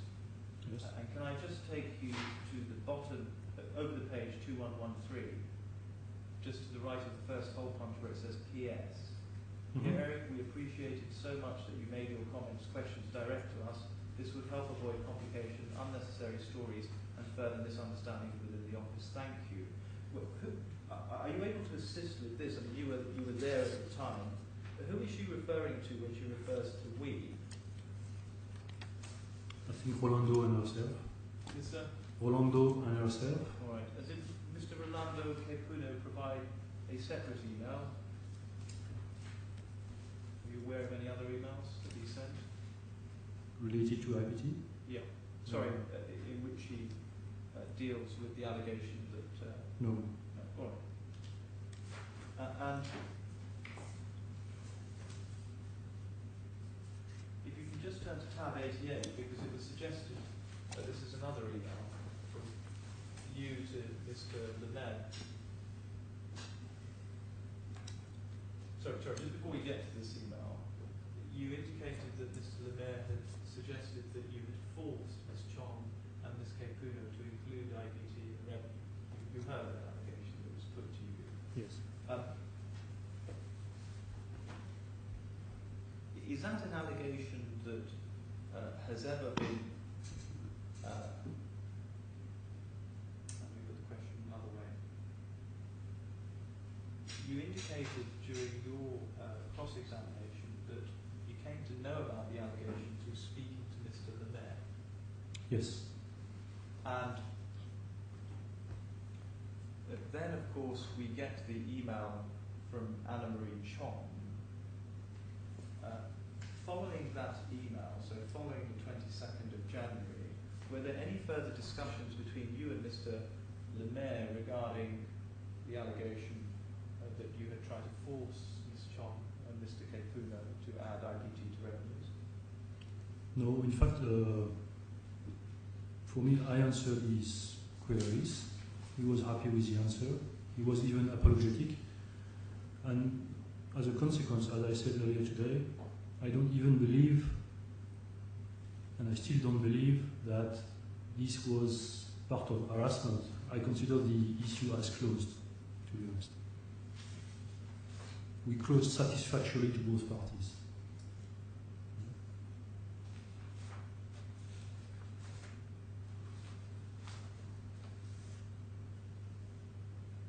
Are you done? Nearly. No further questions. Thank you very much. No more questions, Cameron? My Lord, no. We still don't have a joint report from the experts. I'm told that this is going to be available tomorrow morning. Oh no, sorry, I made decision on that. Oh, maybe it's after lunch, but I just forgot to tell you. You mean the addendum report? No, I think he's talking about the joint statement from the experts. Oh, sorry. That was part of the original order, Your Lordship. Yeah, when we expecting that, you said? We were expecting it yesterday, but No, now. When we're we expecting anticipating that? it tomorrow when- morning. But we're now 1 day into the trial without a joint expert report, but hopefully it will come tomorrow morning. Let's see tomorrow morning. And regarding the application put by Tamimi to reduce the addendum to the expert report, it's rejected. Okay. It's rejected. And for now, we thank Mr. Rees. Thank you all for bearing with us till this time. We'll go and see you tomorrow.